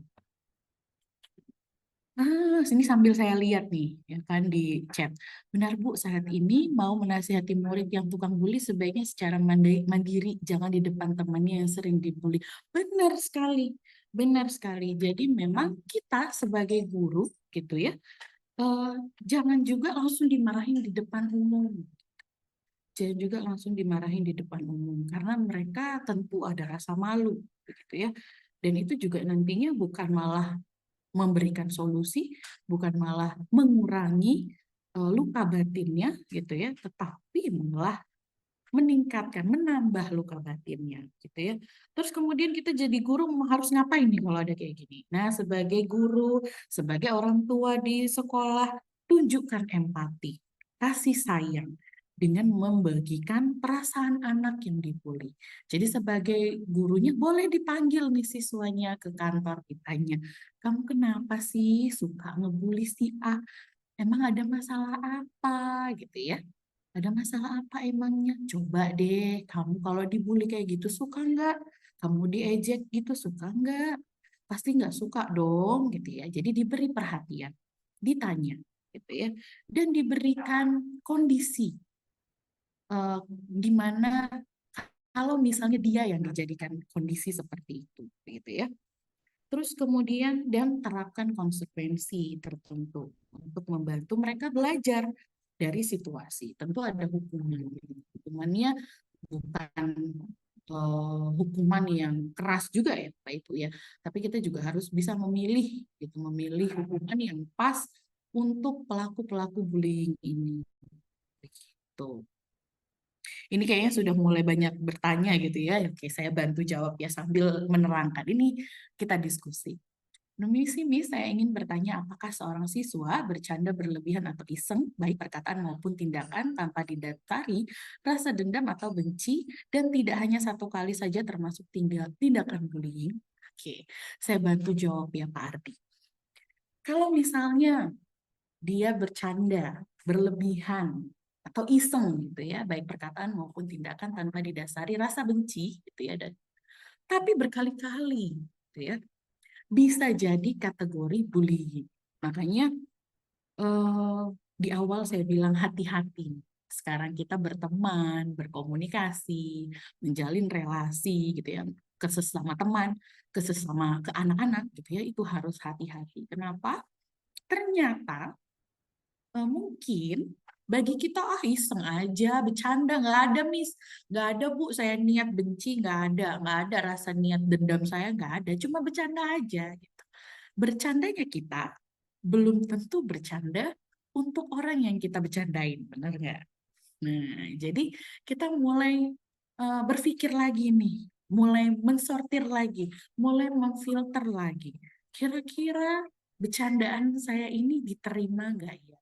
Makanya kalau misalnya nih untuk mengurangi gitu ya, untuk mengurangi rasa hal itu gitu kepada teman kita, mungkin di awal boleh disclaimer dulu gitu. Ini bercanda aja loh ya, jangan dimasukin hati gitu ya. Maaf loh ya kalau bercanda aku kelewatan. Nah, jadi dalam berteman gitu ya, dalam berkomunikasi hal-hal itu pun kita harus sampaikan begitu. Sehingga apa? Karena kita tidak tahu batas bercandanya seseorang itu sampai di mana. Kalau misalnya Bapak Ibu ngerasa ini masih bercanda gitu ya, masih biasa aja gitu. Tapi belum tentu ternyata teman kita itu nggak bercanda, itu nyakitin hati banget gitu ya. Itu, aduh, kamu kok sekarang gendutan ya? Bercanda sih gitu ya. Nggak taunya dia ini udah diet berbulan-bulan gitu ya, berusaha lari, ngatur makannya, tapi ada perkataan seperti itu, dia langsung, iya ya, masa sih aku malah makin gendutan gitu ya, padahal aku udah berusaha loh. Nah, kita nggak tahu batasnya, jadi mungkin akan lebih baik kita mulai memfilter apa yang kita ucapkan gitu. Jadi harapannya agar bercandaan-bercandaan yang kita selalu budayakan, ini biasa-biasa saja, tidak menjadi perilaku bullying, tidak membentuk ke arah bullying. Begitu kurang lebihnya. Nah, selanjutnya, ini saya harus bertanya, ini saya punya waktu sampai mana? Oh, udah time to discuss gitu ya. Nah, jadi ini memang ada beberapa, tadi sebenarnya saya punya 3 soal studi kasus gitu ya. Tapi sepertinya waktunya tidak cukup gitu ya. Jadi buat Bapak Ibu yang mungkin mau berdiskusi gitu ya, atau mau bertanya gitu, atau mungkin di lain kesempatan saya bisa sharing-sharing lagi, saya sangat bahagia sekali. Jadi sampai di sini dulu materi yang saya berikan. Tadi saya senang sekali sudah ada yang bertanya gitu ya, dan saya masih buka pertanyaan. Kalau saya kasih studi kasus sepertinya waktunya tidak cukup karena saya melirik waktunya sekarang sudah jam 4. Oke, saya balikan dulu ke moderator pada hari ini, yakni Ibu Intan. Terima kasih, selamat sore Bapak Ibu. Selamat sore. Wah, luar biasa sekali. Tidak terasa ya waktunya gitu ya. Saking asiknya gitu ya melihat pemaparan dari Bu Widya. Bapak Ibu boleh kita kasih aplaus dulu ya untuk Bu Widya atas pemaparannya yang sangat-sangat luar biasa karena dengan pemaparan beliau kita jadi memahami ya apa saja sih bullying yang lebih jauh, penanganan, pencegahan dan ternyata jenisnya itu banyak kalau kita mau telik lebih jauh. Nah, karena sudah tanya jawab ya sepertinya tadi ya Bu Widya, saya nggak buka lagi nih sesi tanya jawabnya. Tapi kalau misalnya Bapak Ibu ada yang mau bertanya, monggo ya, boleh boleh banget gitu. Saya masih berikan spare waktu. Silakan bisa tanya ke Bu Martina atau ke Bu Widya itu boleh. Tapi kalau tidak ada, nah saya akan tuliskan dulu di kolom chat untuk daftar hadir dari webinar kita hari ini gitu ya. Jadi mungkin sambil nunggu ngisi-ngisi daftar hadir, kalau yang mau tanya silahkan nih Bapak Ibu ya. Oke. Kalau nggak ada, kita mau foto bersama nih Bu. Boleh, Bu Intan, boleh. Kita lihat dulu ya. Oke, galeri. Baik Bapak Ibu, sambil mengisi daftar hadir ya, Bapak Ibu juga silahkan bergabung di Telegram kami ya, bisa salah satu, mau dari KKG SD Maitria Wira Batam boleh, itu khusus untuk yang guru SD, tapi kalau misalnya Bapak Ibu dari berbagai tingkat yang bukan SD, itu boleh banget bergabung di yang Telegram Universal Teacher Community gitu ya. Nanti baik link dari daftar hadirnya maupun sertifikatnya dan materi hari ini akan saya bagikan melalui grup Telegram tersebut ya. Jadi Bapak Ibu tidak perlu khawatir. Nah, untuk daftar hadir akan kami tutup di pukul 8 hari ini ya, di pukul 8 WIB malam nanti. Jadi jangan sia-siakan kesempatan. Silakan Bapak Ibu, kita buka kamera sejenak. Nanti Ibu, kalau ini misalnya Bu Intan, ini saya kayaknya ada pantun deh buat oh ada Bapak Ibu di pantun nih. sini. Iya, Oke, Bu, silakan Bu. ini saya ada pantun nih tadi. Saya bacakan yang pantunnya ya. Pakai sendal warna biru. Cakep. Mantap. Jangan lupa pakai baju. Untuk para Bapak Ibu guru, saya ucapkan selamat Hari Guru Wih, mantap. Nasional 2023. Luar biasa. Iya, Semoga disuruh jawab. silakan Bapak Ibu kita buka kamera sebentar ya. Kita akan foto sebagai dokumentasi kegiatan webinar kita yang sungguh luar biasa. Semoga nanti Bu Martina sama Bu Widya juga tidak kapok ya untuk menjadi narasumber. Kami akan sangat senang sekali jika ibu-ibu berdua ini masih bersedia untuk hadir dan menjadi narasumber selanjutnya. Karena materi-materinya itu karena keterbatasan waktu mungkin nggak terlalu detail ya, nggak bisa terlalu banyak dipaparkan dan materinya itu memang luar biasa. Walaupun sudah sangat sering sekali seperti ini, tapi ternyata pengetahuan baru-baru ini tetap selalu ada dalam setiap webinar, luar biasa. Oh Oke, ya, ini satu Bu Intan, mohon ya, maaf saya Bu Widya, potong. silakan. Mungkin nanti saya bisa share ke Bu Intan untuk contoh studi kasusnya sehingga mungkin bisa jadi insight buat Bapak Ibu guru lainnya. Mana tahu Oh, mengalami atau mendapati kasus-kasus bullying di sekolah misalnya begitu. Boleh saya baik Bu. sedikit menutup dengan pantun gitu ya. Tadi Bu Boleh Martina sangat. ada pantun, saya juga harus ada pantun gitu ya. Pergi ke pasar membeli mangga. Mantap. Mangga dibeli di Cakep. pasar Santa. Oke, Mari kita cakep. saling menjaga agar iklim sekolah aman tercipta. Mantap, luar Cakep. biasa Amin, ya. amin, amin. Luar biasa deh. Oke. Nanti apakah masih mau ada closing statement nih dari ibu-ibu berdua? Kalau tidak ada, nanti mau saya langsung tutup setelah kita foto bersama nih. Atau masih ada?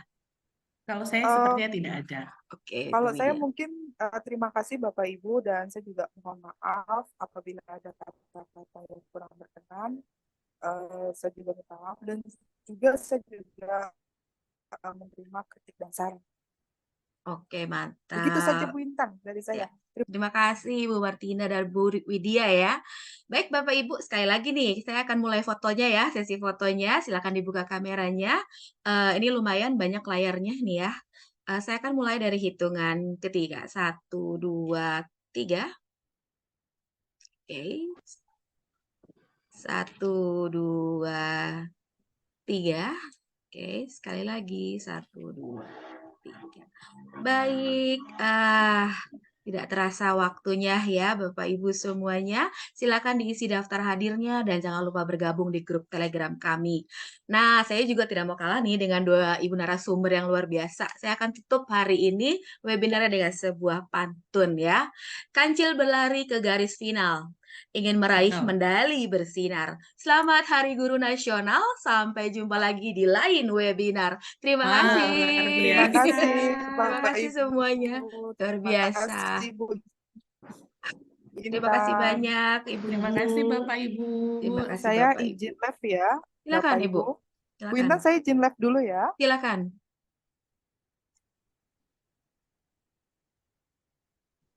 Terima kasih Bapak Ibu. Saya izin live dulu Bapak Ibu. Terima kasih Ibu Intan. Terima kasih Bu. Nanti kita bertemu lagi di kampus.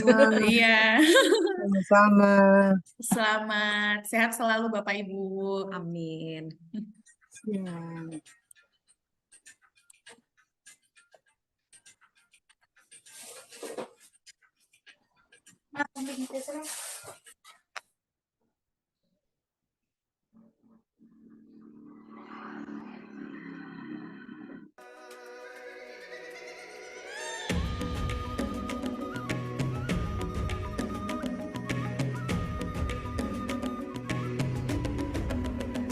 Bangun dan bukalah matamu, saatnya meraih mimpimu.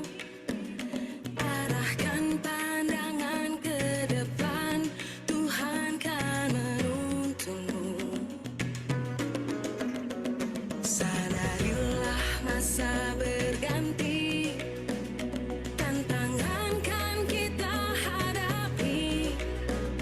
Bergandeng tangan untuk negeri, era kita menanti berseri.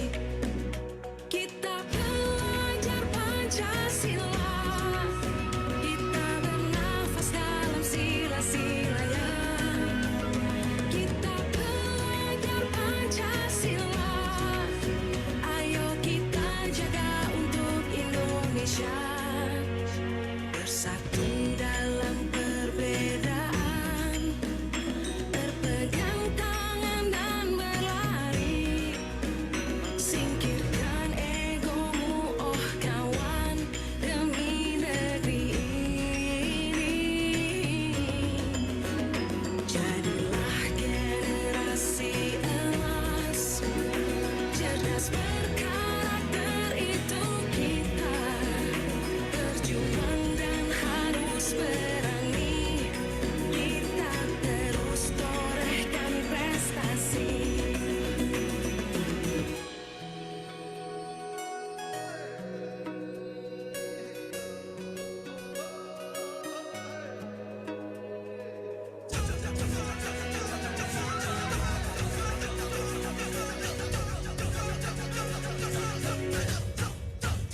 Kita pelajar Pancasila, kita bernafas dalam sila-silanya. Kita pelajar Pancasila, ayo kita jaga untuk Indonesia.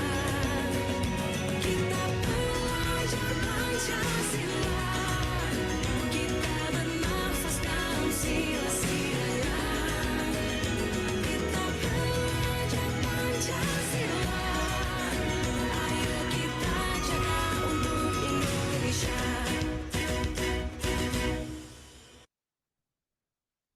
Baik Bapak Ibu, saya izin untuk menutup link Zoom-nya. Terima kasih dan selamat sore semuanya.